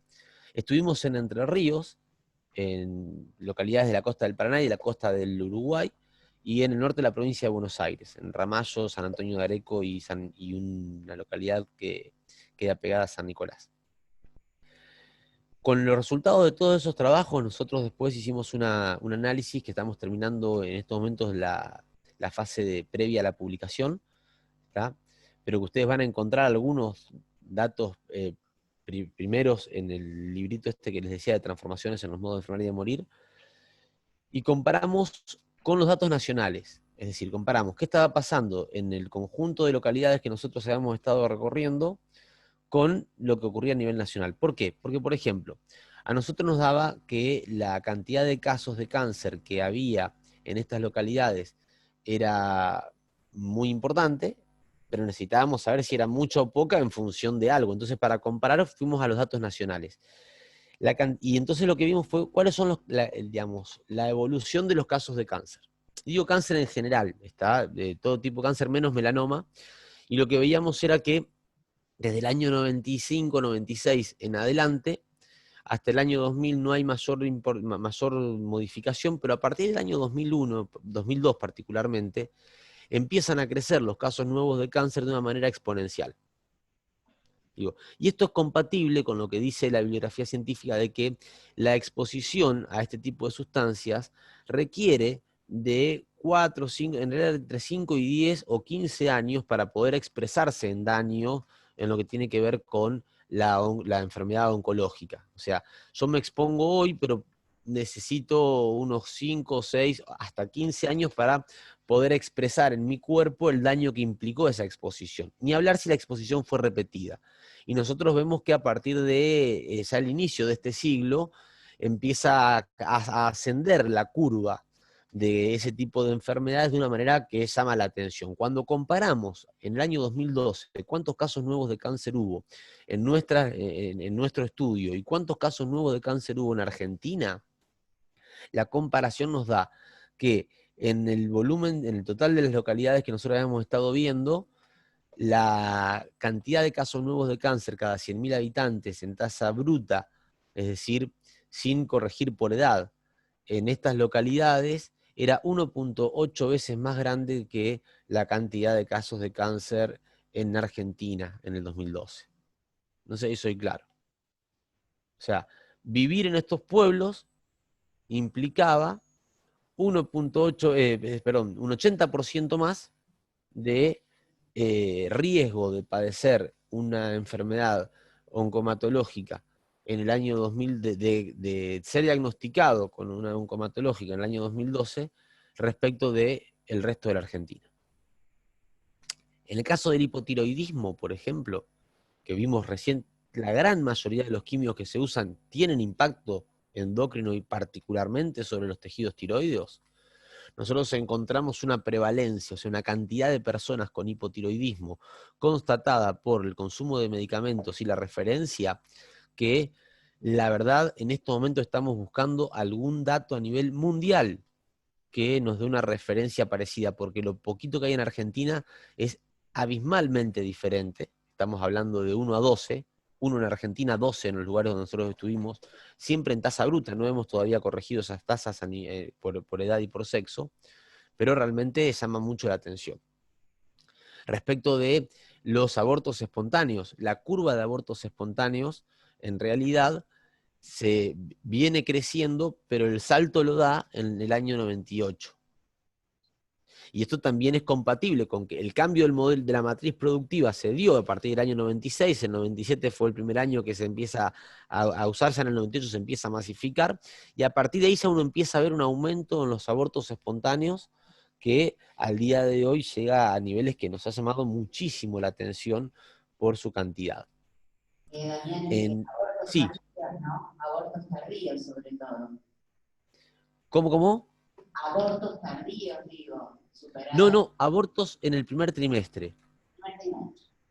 En el primer trimestre. Y lo que dice la bibliografía, de hecho, Giancarlo Di Rienzo, que era el presidente de la Sociedad Internacional de Ginecobstetricia, la FIGO, la Federación Internacional de Ginecobstetricia, él ya en el año 2015 planteaba que la exposición, digamos, la alta exposición que teníamos a nivel mundial a este tipo de sustancias tóxicas, sobre todo en la agroindustria, estaba vinculada fuertemente con el grave problema a nivel mundial sobre la fertilidad, sobre todo en áreas rurales, planteaba Di Rienzo. Y nosotros lo que buscamos fue información científica, y existe dato de la importancia que tiene, bueno, aparte lo estudiamos en medicina esto, ¿no? En ese periodo del primer trimestre, los agentes externos son mucho más impactantes, mucho más dañinos que los agentes internos. Entonces, la exposición en esos primeros 3 meses es abismalmente más grave que la exposición en los últimos meses. Lo que también hemos visto nosotros, pero no lo pudimos comparar con los datos porque nuestra muestra es muy pequeña, estamos hablando de pueblos de 5.000, 7.000 habitantes donde los nacimientos no son tantos, es que ha habido un incremento en la cantidad de niños que nacen con malformaciones congénitas. No solo malformaciones graves, también con malformaciones que son minimizadas o naturalizadas hoy, como por ejemplo la polidactilia, ¿está? O la aparición de 2 lóbulos a nivel de las orejas, del pabellón auricular, o algunas más graves como son malformaciones en el nivel del paladar, el famoso labio leporino, o la espina bífida, también han aparecido. Pero esto de las polidactilias, por ejemplo, a nosotros nos llamó mucho la atención, la cantidad de niños con polidactilia que en realidad eran minimizados porque era como, bueno, sí, está pasando, pero no era un problema. Y para explicarles, la polidactilia es un dedo de más, o Sí, varios. perdón. Y acá en los pueblos de alrededor, justamente uno de los médicos del hospital, de los cuales también voy a traer acá al recinto, comentaba la cantidad de polidactilias que están encontrando, sobre todo en la zona suburbana. Es tremendo. Bueno, hay estudios de biólogos de la Universidad del Litoral que han encontrado en anfibios expuestos en sus procesos embrionarios, digamos, a las sustancias de la agroindustria, han encontrado alteraciones polidactilares también. Entonces, eso que en el laboratorio se decía que podía pasar, que nosotros vemos en los territorios de lo epidemiológico, lo están viendo también en la fauna, los que están estudiando la biología en contextos más abiertos. Y volviendo a la pregunta que me había hecho el concejal, la comparación nosotros no la hacemos con Rosario porque en los desagregados de información de las enfermedades que nosotros tenemos no están hechos a nivel nacional por localidad. Tenemos el dato nacional. Ahora Argentina tiene una muy mala calidad de registro de información sanitaria, eso hay que decirlo. Se ha empezado a mejorar en los últimos años, 2 años más o menos, 2 años y medio, ha empezado un proceso de mejora en la calidad del registro, pero sigue siendo regular. Pero hasta antes era muy mala, dicho por la OMS. Entonces, la única forma de tener datos es pensar en un dato nacional, no teníamos datos a nivel local para poder comparar, accesibles. Si los hay, en los ministerios guardados no lo sabemos, pero accesibles no había. Y entonces por eso no comparamos con Rosario, comparamos con lo que ocurre a nivel nacional. Sí comparamos entre las localidades. Entonces, por ejemplo, Tacuarembí, que queda en el norte, ¿está? Y que cuando nosotros fuimos a hacer el campamento todavía no había sido avanzada por la producción agroindustrial. En ese caso, ahí hay mucho algodón sobre todo, ¿está? Igual que Villa Ana, habían empezado hace pocos años el proceso, todavía tenía menos daño, por ejemplo, endocrino que el que tenían las localidades del sur de la provincia cuando nosotros fuimos. Y eso nos llamó la atención, ¿no? Y nos permitió pensar que quizás también podía tener que ver con digamos, en Villa Ana la mayor exposición estaba en los últimos 3 años. Antes era una localidad fundamentalmente maderera de monte, ¿no? de las siembras de pinos o de eucalipto, sino de monte nativo, y entonces tenía menos exposición a químico. Y bueno, eso también se vio hacia adentro en la comparación que nosotros hicimos. No sé si eso más o menos responde a la pregunta. Sí, lo único, lo de los peces, digamos, tienen alguna contaminación. Lo de los peces, perdón, me he olvidado. Los estudios, yo no tengo estudios propios de eso, sí tiene estudios Damián Marino, Damián Marino es una referencia en lo que tiene que ver con investigación dura de laboratorio en química. No hay en Argentina equipo más serio que el equipo del CIMA de la Universidad de La Plata. Esto hay que decirlo con todas las letras.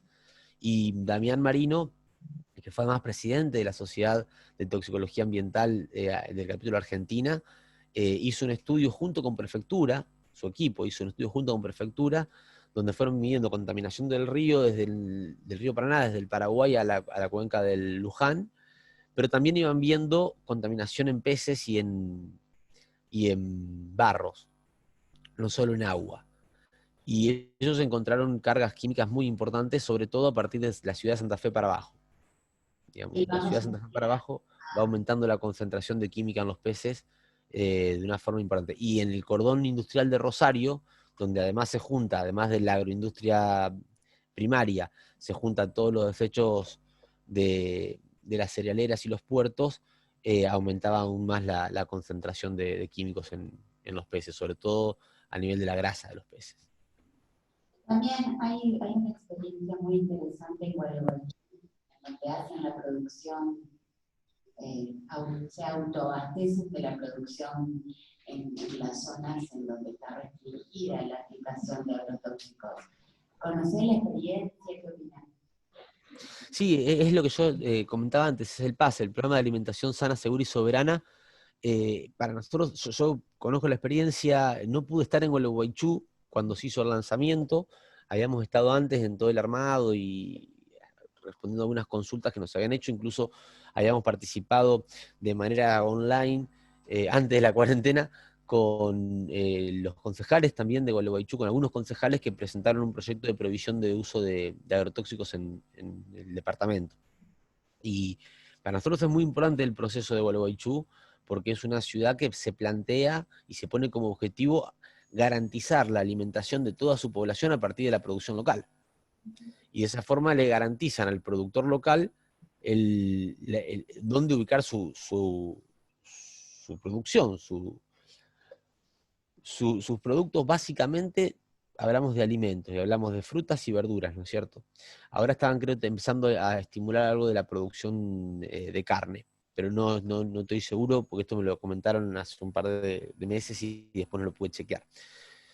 Pero Gualeguaychú lo que se propuso fue garantizarle a su población alimentos sanos, seguros y soberanos, y a sus productores que no iban a perder dinero ante la prohibición de uso de venenos. Entonces lo que se hizo fue todo un programa donde la municipalidad ponía técnicos al servicio de los productores para hacer la transición, donde los vecinos además participaban en los sistemas de control para evitar que tenga que venir un certificador, una certificadora, una empresa certificadora que cobran fortunas y que encarecen muchísimo los productos. Entonces la certificación se hace a nivel local y son los mismos vecinos los que certifican que su vecino está llevando adelante prácticas saludables con el acompañamiento del Estado, y nosotros creemos que el camino debe ir por ahí.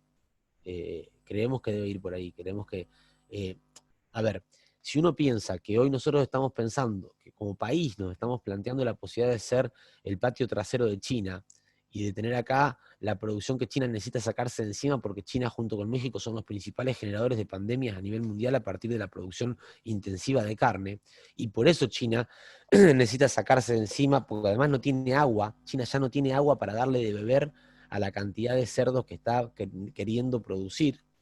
Entonces, porque está contaminada. La gran cantidad de los ríos en China está contaminada, entonces, y la producción a gran escala de ganado porcino genera una demanda terrible de agua y de nutrientes, además de la contaminación.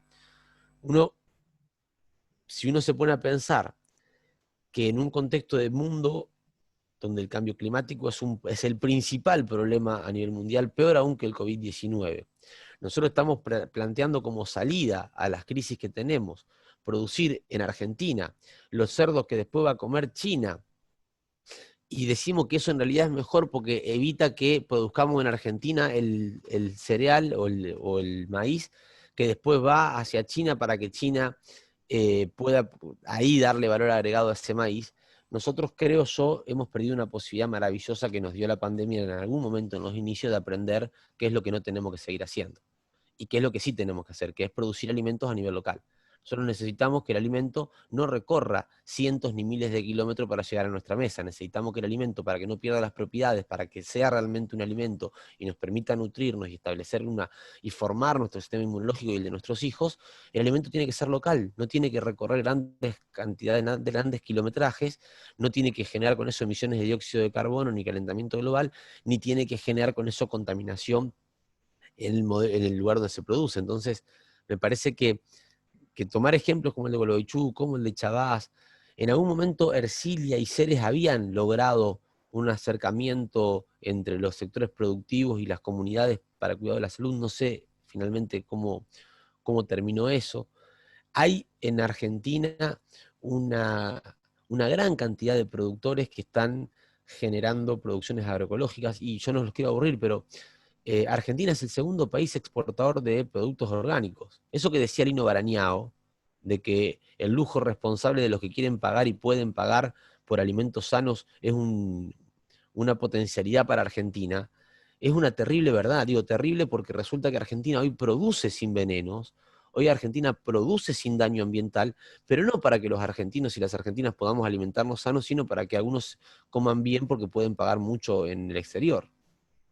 Y esto me parece que, en este caso, Rafaela tiene una posibilidad histórica si se animan, y como decía el concejal, ¿no? Si hay una política pública que estimule esto desde el Estado, y que después exija al Estado provincial acompañamiento y apoyo para esto, porque si vamos a subsidiar a los productores agroindustriales que usan venenos, a las producciones agroindustriales de cerdo, que contaminan, bueno, subsidiemos al productor agroecológico en primer lugar, ¿no es cierto? Totalmente de acuerdo.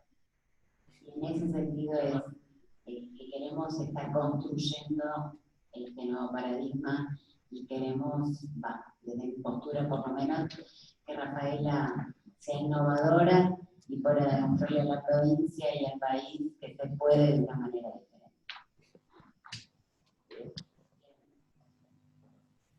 Damián, ¿cómo estás? Pido disculpas que me retiré 2 minutos recién, soy el concejal Piotti. Ayer veíamos una exposición de Fernando Manera, bioquímico, en la actividad que tuvimos junto a la sociedad rural, y nos comentaba, entre otras cosas, la gran cantidad de elementos de uso casero que por ahí tienen también químicos y son de cierta exposición, y nos hablaba de las distintas clasificaciones potencialmente cancerígenos, y hablaban de las distintas categorizaciones. El grupo 2A, no sé qué categoría es, no me acuerdo si es la categoría. Probablemente cancerígeno. Posiblemente, bueno. Nos decía que en ese mismo grupo había muchos otros elementos con esa misma clasificación, y nos decía, por ejemplo, que el mate, a más de 65 grados de temperatura del agua, también tenía esa misma clasificación que por ejemplo, tiene el glifosato. ¿Qué información tenés al respecto? ¿Es así? ¿No es así? ¿Hay miradas distintas sobre esto? Porque si es verdad que tiene la misma clasificación y la misma potencialidad de ser cancerígeno, el mate que usamos todos los días, el 90% de los argentinos, creo, digamos, creo que la mirada tiene que ser aún más amplia. Consultar la voz en base a tus estudios, no sé si es así, no es así, si hay miradas distintas. Sino la clasificación toxicológica que establece la IARC, en realidad no es toxicológica, es una clasificación de cancerogenicidad.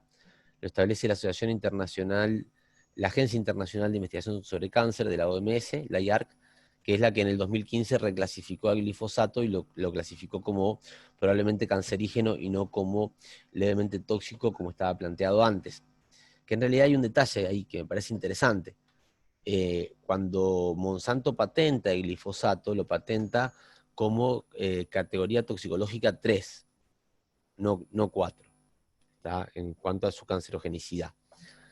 En el año 94, un año antes de que presente su evento transgénico resistente al glifosato, Monsanto logra, y esto fue descubierto con los Monsanto Papers, de los que les hablaba más temprano, que la EPA, a través de un acuerdo, le reclasifique el glifosato por el estudio que había presentado un laboratorio que era el IBL, un laboratorio que se presentaba como un laboratorio independiente para la investigación de toxicidad química. Y era contratado por las empresas para que le haga los estudios de toxicidad de los productos que sacaban a la venta, ¿no es cierto?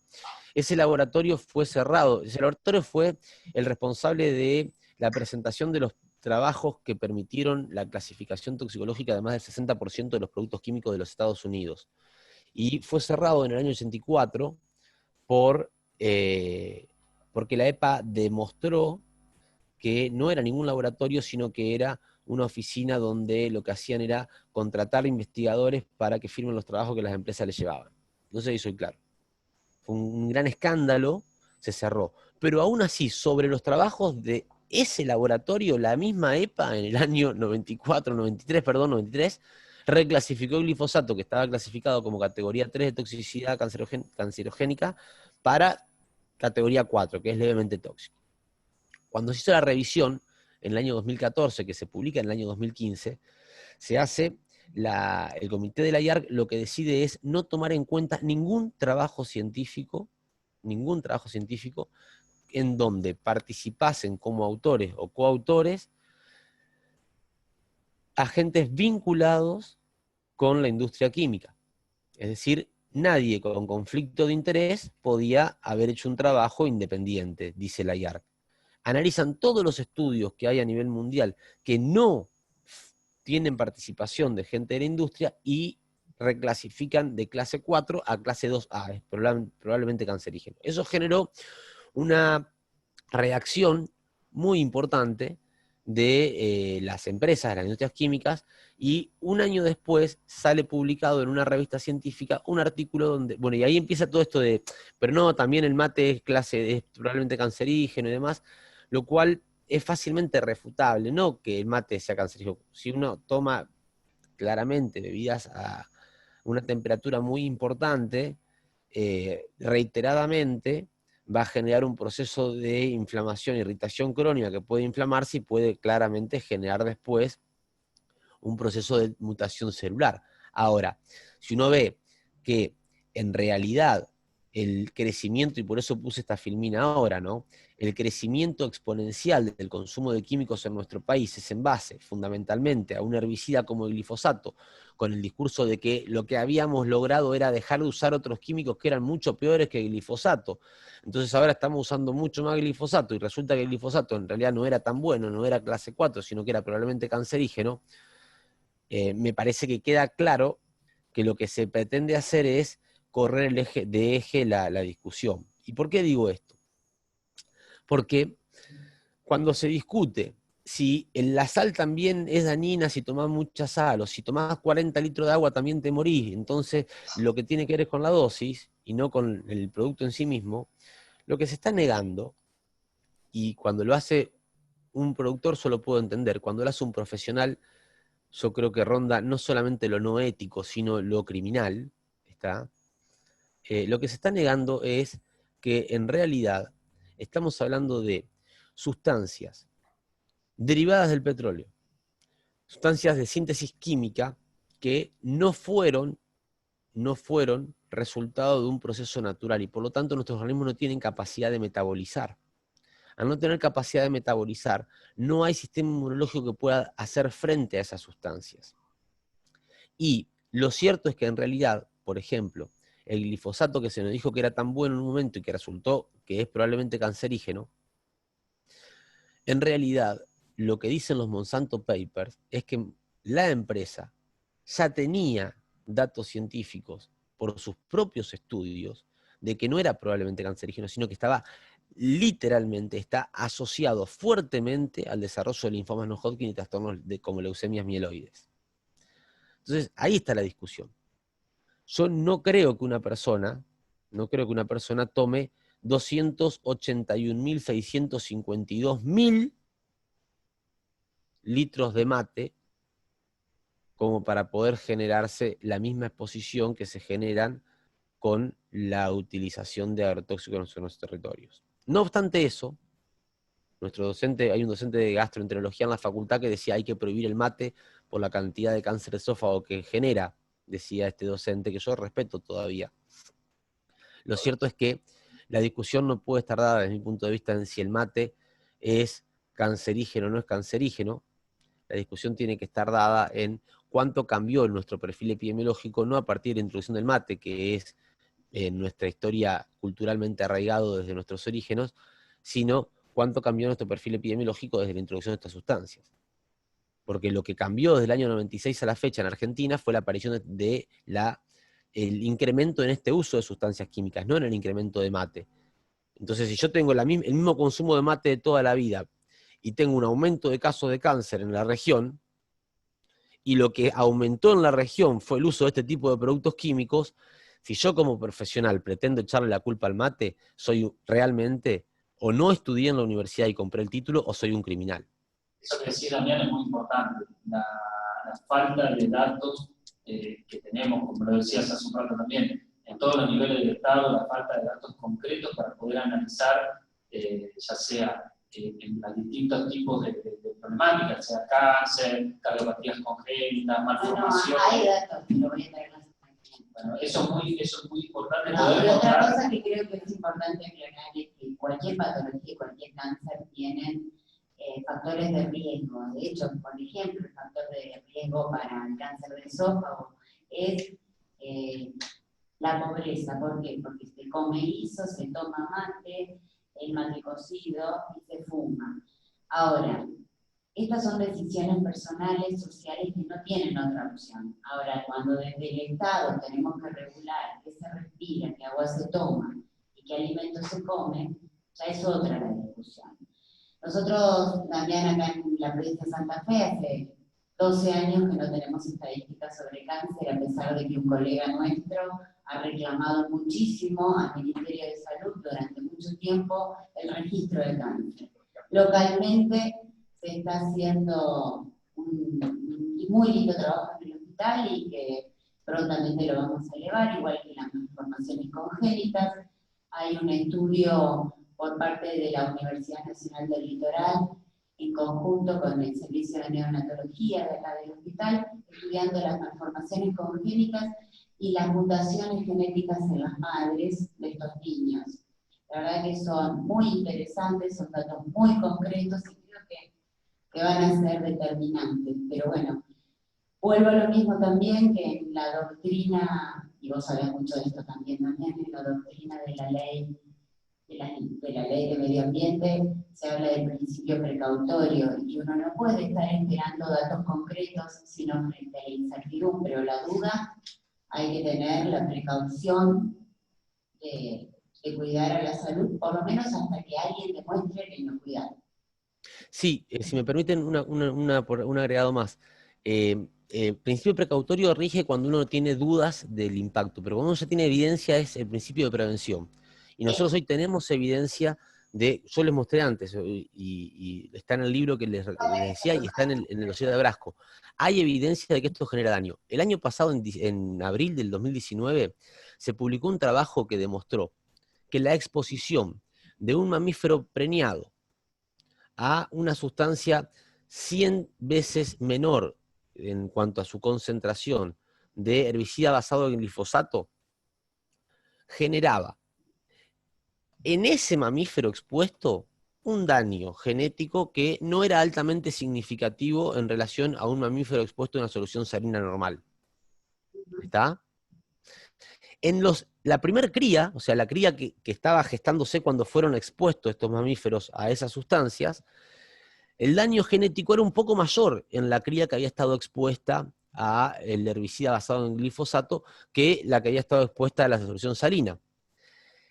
La cría de la cría, es decir, la tercera generación, en español sería el nieto o la nieta de ese mamífero preñado expuesto al herbicida basado en glifosato, tenía una diferencia de daño genético altamente significativa con el nieto de la mamífera expuesta a su solución salina, pero además esa diferencia significativa de daño genético se expresaba en aumento de trastornos metabólicos fundamentalmente en lo que tenía que ver con el desarrollo de obesidad mórbida, alteraciones renales, hepáticas y desarrollo de cáncer de riñón, de hígado, de tiroides, de estómago y alteración del sistema inmunológico.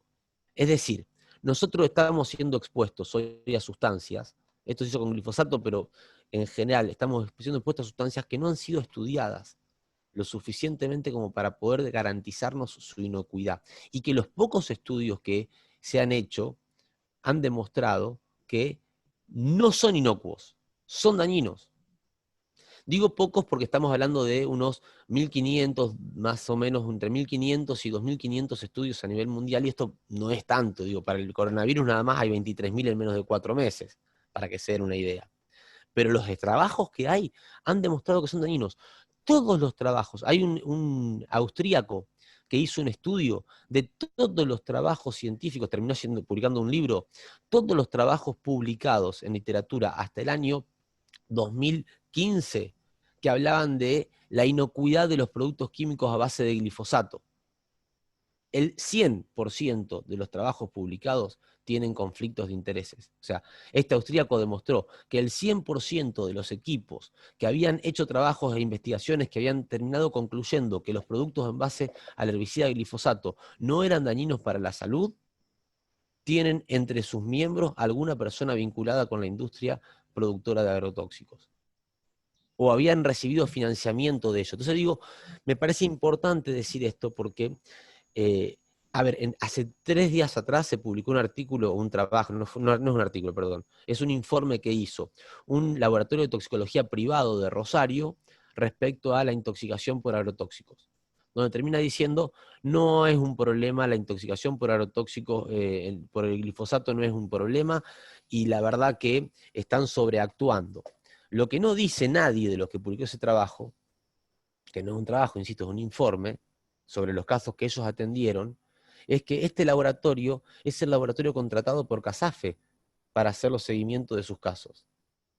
Entonces, es poco probable que muerdan la mano que les da de comer. No sé si soy claro. Se llama conflictos de intereses. Yo soy claro, yo recibo mi sueldo de la universidad pública, no tengo ningún conflicto de interés, porque de hecho yo no gano ni más ni menos por hacer esto. También la concejal Marta Pascual, y después yo la iría cerrando y te liberaríamos también a vos. Y muy bien. Para agradecerte una vez más. Marta. Hola Damián, buen día. Mucho gusto. Mira, respecto al tema de las buenas prácticas que vos mencionaste, de hecho, las buenas prácticas son una cantidad importante de elementos a tener en cuenta en el momento de realizar las pulverizaciones con agroquímicos.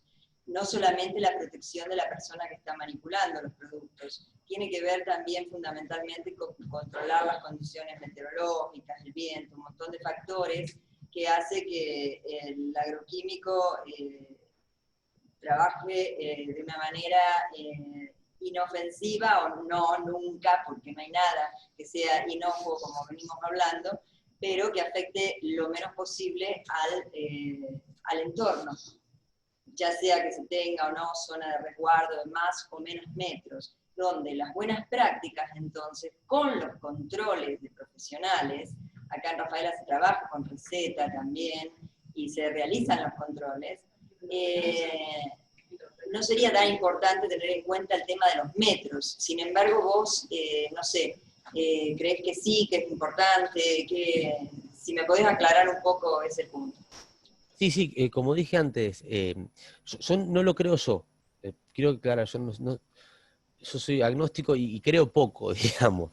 Lo que dicen los trabajos científicos publicados respecto de las derivas es que la deriva es incontrolable. A nivel de deriva primaria uno puede controlar un poco más, pero la deriva secundaria y la terciaria no pueden controlarse. Es decir, la deriva que se da a partir de la correntía, por un lado, y la penetración en la tierra hasta llegar a las napas subterráneas no puede controlarse.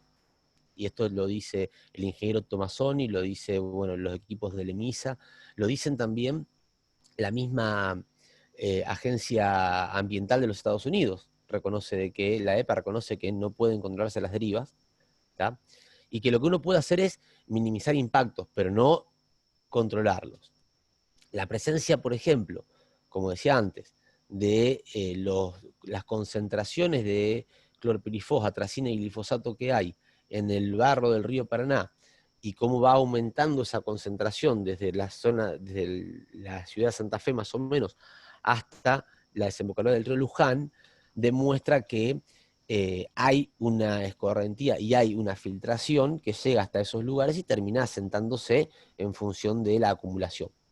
El trabajo que se realizó en la localidad, en la provincia de Córdoba y provincia de Buenos Aires, donde se midió la presencia de químicos en agua de lluvia, demostró que el agua de lluvia caía con clorpirifos, atracina y glifosato. Entonces, esto podía ser por varios motivos. Podía ser porque estuviera suspendido en el aire las moléculas y al caer la lluvia barría todo. Podía ser porque se hubiese evaporado y junto con la molécula de agua a partir del calor solar, y entonces en ese proceso de evaporación y condensación posterior era constitutivo de la nube, digamos, que terminaba cayendo. Lo que no se podía negar es que estaba en el agua de lluvia químico que no había sido puesto en los recolectores previamente. Entonces, claramente, como las buenas prácticas incluyen un paquete de medidas, yo puse como ejemplo lo de el aplicador, porque yo me refería a que si ese sistema de protección individual no sirve, porque no es totalmente efectivo, yo no soy agrónomo y no soy ingeniero, entonces no voy a hablar de las otras cosas, pero ya demostraba que desde el punto de vista de la salud humana ya ese modelo de protección no servía.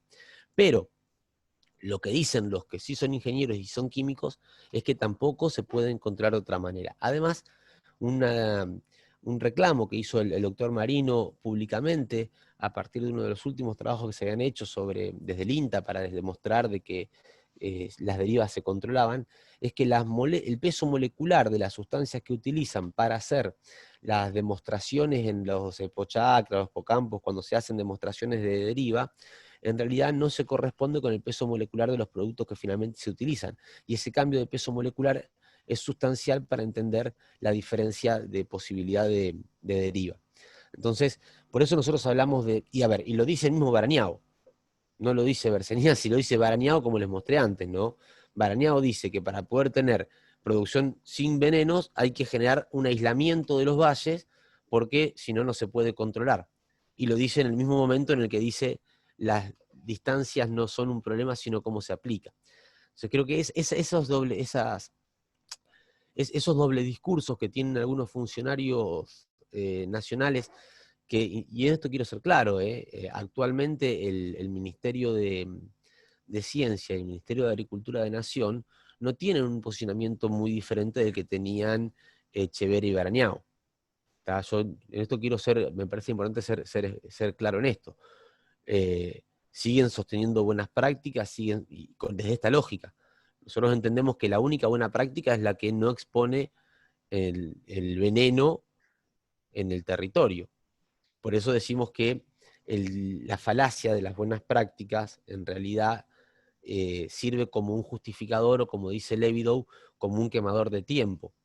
Yo echo a andar esto, digo, con esto no pasa nada, total, hasta que se junta la evidencia que demuestra que yo estaba equivocado, pasaron entre 15 y 20 años. El dinero que yo gané en ese tiempo, que es lo que hizo Bayer Monsanto, o Monsanto Bayer, me permite hacer frente a los juicios que tenga dentro de 15 o 20 años cuando se produzca la evidencia de que lo que yo estoy haciendo hoy genera daño. Y en ese momento yo voy a tener una alternativa. Esto es un mecanismo estudiado y se ha publicado en muchos trabajos, cómo opera el circuito de la industria, ¿no? Entonces dicen, bueno, yo ya preparo ahora, cuando estoy largando al mercado este producto, estoy preparando el producto con el que lo voy a reemplazar y estoy generando en el costo, por ejemplo, del bidón de agrotóxico, de agroquímico, está incluido el costo que la empresa le pone, el precio que la empresa le pone a ese bidón, incluye un porcentaje para el resguardo de las demandas judiciales que tenga en el futuro. Lean los Monsanto Papers, es de una información, de una calidad brutal. Si ustedes están traducidos al español, además, gracias a un equipo de periodistas de Buenos Aires, de la cooperativa La Vaca. Si ustedes ponen Monsanto Paper en español, están todos los documentos traducidos al español, y si leen inglés, mejor, pueden seguir a Carey Gilliam, una periodista investigadora norteamericana que ha en profundidad estudiado esto. Entonces, en Estados Unidos, la justicia ha demostrado que Dwayne Johnson, que fue el primer caso que fallaron en contra de Monsanto, siempre he usado las medidas de protección. El jardinero, conocen el caso, ¿no? El del jardinero norteamericano que desarrolló un linfoma no Hodgkin, le hizo el juicio a Monsanto y Monsanto perdió 240 millones de dólares en el juicio. Ahora están apelándolo y volvieron a perder la primera apelación, entonces por eso están intentando llegar a un acuerdo que no van a llegar, lo anunciaron hace 3 días. Pero este jardinero demostró que él siempre utilizó el producto con todas las medidas de protección y sin embargo desarrolló el linfoma no Hodgkin igual. Entonces, me parece que la discusión no tiene que ser sobre porque además, otra cosa, y con esto termino para no ser tan extenso. La provincia de Santa Fe, pero en general en la Argentina, no tiene capacidad de control sobre lo que se está usando en los territorios. Pero no porque lo digo yo, lo reconocen las mismas autoridades de la provincia cuál es la cantidad de técnicos y de inspectores que tiene la provincia de Santa Fe hoy, o que tuvo en los últimos 20 años la provincia de Santa Fe, para cubrir todo el territorio provincial a la hora de las aplicaciones. Hay una cuestión de fe. Yo confío en que el productor al que le hago la indicación va a hacer las cosas bien. Y el Estado confía en lo que yo le digo de que se están haciendo las cosas bien. ¿Está? Lo cierto es que el productor confía en lo que le dice la empresa que le vende el producto, que le dice que el producto es inocuo o que no hace nada. Y en esa cadena de confianza, lo que en realidad ocurre es que se pierde la noción del riesgo del producto que se está utilizando.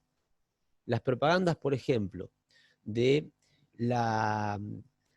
doy este ejemplo que me parece que es clarísimo. Cuando se presenta el DDT en el mundo como un elemento extraordinario para resolver los problemas del hambre, no se dijo que el DDT generaba los estragos en la salud que generó. Cuando se descubrió que eso era así, y ya no se pudo evitar, después de que a Rachel Carson, por ejemplo, la trataron de loca y la silenciaron por haber dicho en su libro La primera silenciosa lo que dijo del DDT, y al que demostró la utilidad médica del DDT le dieron el premio Nobel de Medicina, ¿está? Prohibieron el DDT y hoy en el mundo a nadie se le ocurre defender al DDT. Y pusieron el endosulfán como la alternativa al DDT. El endosulfán que mató a Nicolás Arévalo en la provincia de Corrientes, que la justicia demostró que efectivamente Nicolás Arévalo murió por haber tomado contacto con un barro que tenía endosulfán, pero que el productor no fue sancionado porque cuando eso ocurrió el endosulfán era legal en la Argentina. Ahora está prohibido porque se sabe que es dañino, pero en ese momento era legal. Entonces, no hay un niño muerto, otra niña con una insuficiencia renal crónica, ¿tá? Pero no pasó nada para la justicia porque era legal en ese momento. Hoy está prohibido. Con el glifosato nos hicieron el mismo cuento. Y ahora lo hacen con el dicamba y con el glufosinato de amonio. Entonces, yo como trabajador de la salud me veo en la obligación de pedirles a ustedes, y esto ya es un pedido como trabajador de la salud, a quienes tienen que legislar, por favor, legislen a partir de la vigencia del derecho a la vida y a la salud de las personas y de los territorios. Esto no es legislar en contra de un productor, es legislar a favor del derecho a la salud y la vida de las personas y los territorios. Y se puede legislar de esa forma sin perjudicar a los productores, porque si los productores generan una lógica de producción agroecológica, de cuidado del territorio, pueden seguir produciendo. Necesitamos que sigan siendo los productores de Rafaela los que viven en Rafaela. Y que no vengan los grandes pools a comprarle las tierras a los productores de Rafaela para instalar o grandes chiqueros de chancho para China o lo que sea con lo que lo quieran reemplazar. Necesitamos que sean los rafaelinos los que produzcan en Rafaela, pero que produzcan sin venenos, que no pongan en riesgo a sus vecinos ni a ellos mismos. Porque realmente estamos en una situación de ecocidio y el daño genético es terrible. Perdonen por lo extenso. No, También, bueno, en nombre de todos los concejales, te agradecemos tu tiempo, que vos vas a llegar tarde a la reunión, en realidad no nosotros. Ya le avisé al rector que llego tarde. Bueno, muchas gracias. Cualquier cosa seguiremos en contacto. Bueno, vía Brenda o conforme avancemos y requiramos alguna opinión o alguna mirada tuya también. Yo les agradezco a ustedes enormemente y quedo a disposición para lo que consideren que podamos aportar. Muchas gracias en serio. Gracias.